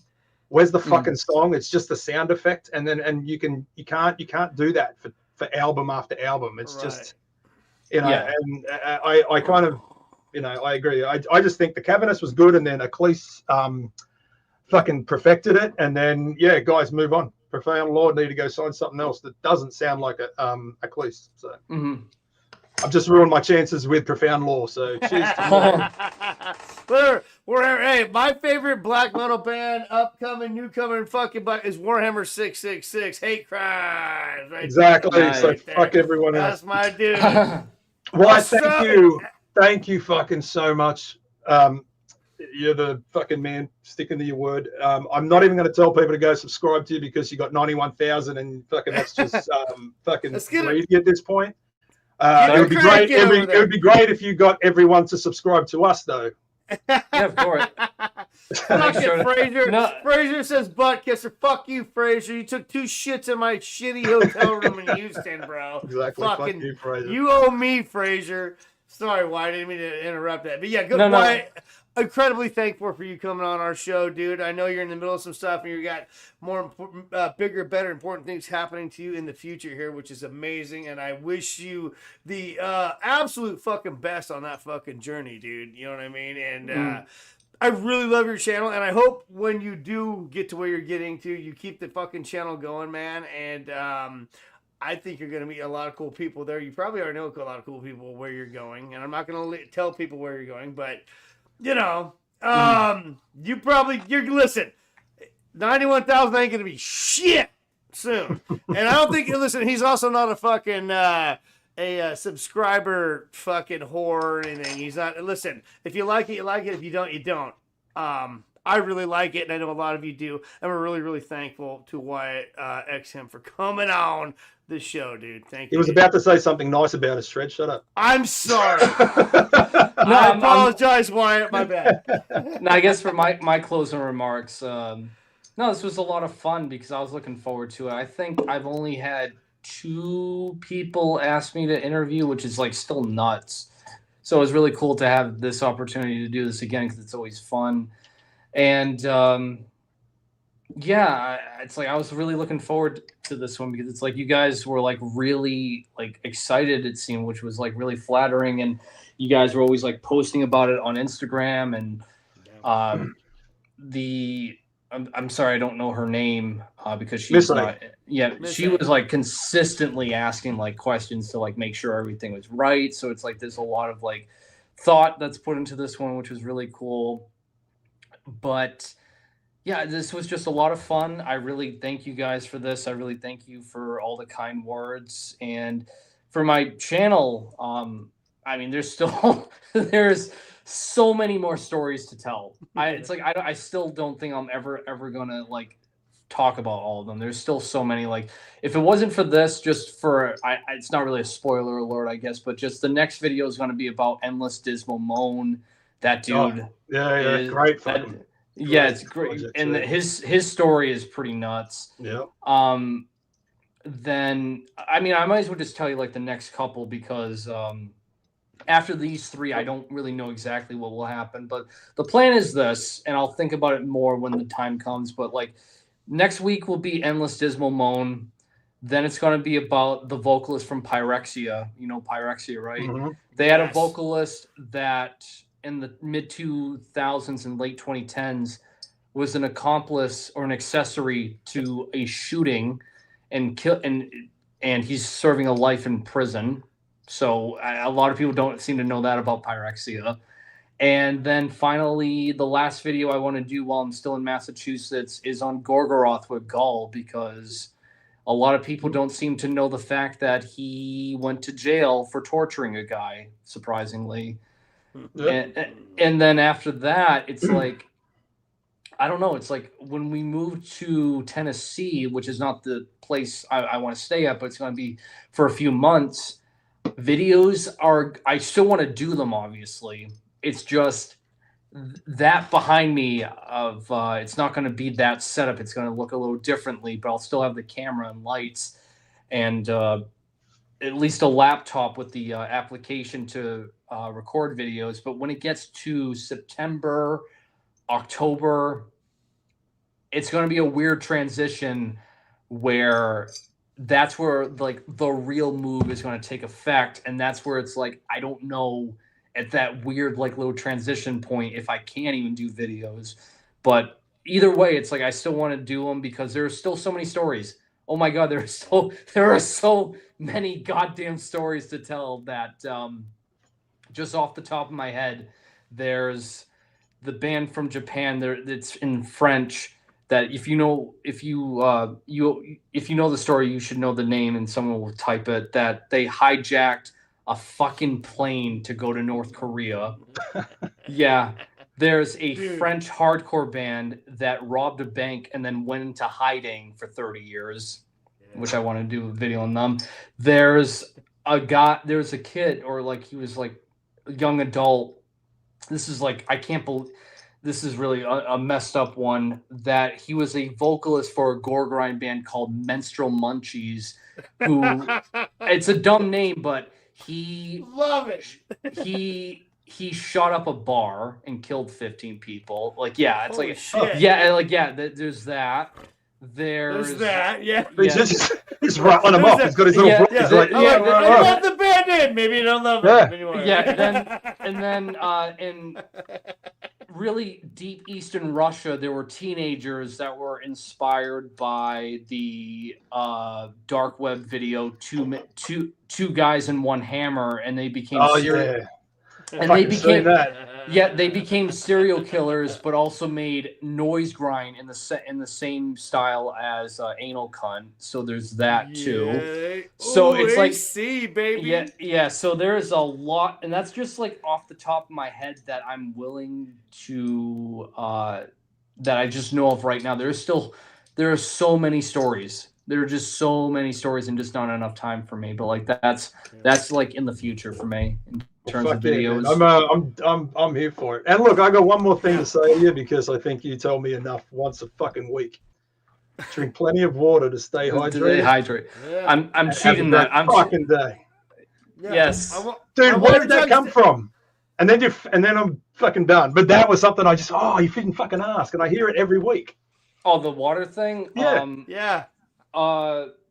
So again, just coming off of like a different YouTuber, there was this really dumb channel that it was a gaming channel, but he would like narrate over the gaming, but it was a parody of the game, and it's called Modest Pelican. And for some reason, he would always do jokes about like drinking water, or like water is God's nectar. And I was like, wow, this is like so random to say drinking water, but in terms of like health benefits and like what it does, it's like the best thing for you, which is another thing too. My grandma always used to say to me, like, water is the best thing you can drink, Wyatt. So I was like, no. So I was like, all right, I'll just have that as like the one like quirky, dumb thing to say at the end of a video. Well, it stuck with me, man, because I always I say it to people at work now, because it's in my brain. It's like if it's not a J-Dog saying, it's like when someone's a prick, I'm like, well, you fucking drink plenty of water. Don't be a kiddo. It's drink something that plenty just of pops water. out. Yeah, don't be a kiddo. Drink It plenty is of the water. perfect. It's the perfect fuck off if you don't want to say fuck off at work. Yeah, exactly. It's gorgeous. But thanks, man. Thank you so fucking much. We have to get out of here. I thank you for your time. And Fraser can go suck a dick. And anytime. Fraser's being a dumbass. Yeah, he's being a dumbass in the chat. He's acting like he knows shit. He does know shit. He does know shit, by the way. He does, and that's the scary part, is like this fucking guy. But he can't spell, so yeah. That Shred, anything else?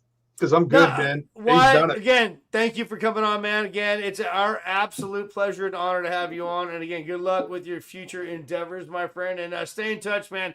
Hey, anything you want to promote, come on. You don't have to come on. Send it over to us. We'll promote it. You do not have to come on. Yeah, he needs us. He needs us. No, I'm just saying. Just send it over. While you're in intermission, you know what I mean? Now you know the inside fucking guys. We'll fucking take you all the way. What I'm truly saying is, what I say to all of our incredible guests is, Wyatt, you have an open invitation to come on this show anytime. It is our honor and pleasure to have you on, man. So you rule, and your channel rules. We all watch it. We all fucking think it's cool, and keep on doing it, man. I know there'll be a little bit of a break, like he said, guys. So don't lose faith. He will be there. He's coming back. Okay, he'll be back. All right, but for now, he's got a few more other cool, really things coming up. And thank you again, Wyatt. And thank you. Suck a dick, Lee. Such fingers. But I'm just kidding. I love you, buddy. Oh, we do this at... There we go. We touch the tits. Yeah. That's how we make up. All right. All right. Cool. See you later, people. Hello, Laura. Love, what are you doing there, then? I'm burying my goldfish. Oh, dear. What a shame. Still, it's only a goldfish, I suppose, isn't it? But why are you digging such a big hole, you silly thing? Because it's inside your cat.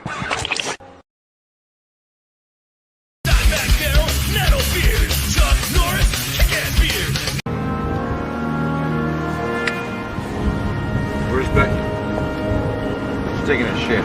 I'm gonna kick his ass, and then I'm gonna kick your ass. You're not gonna touch me. And then I'm gonna kick it like rock death.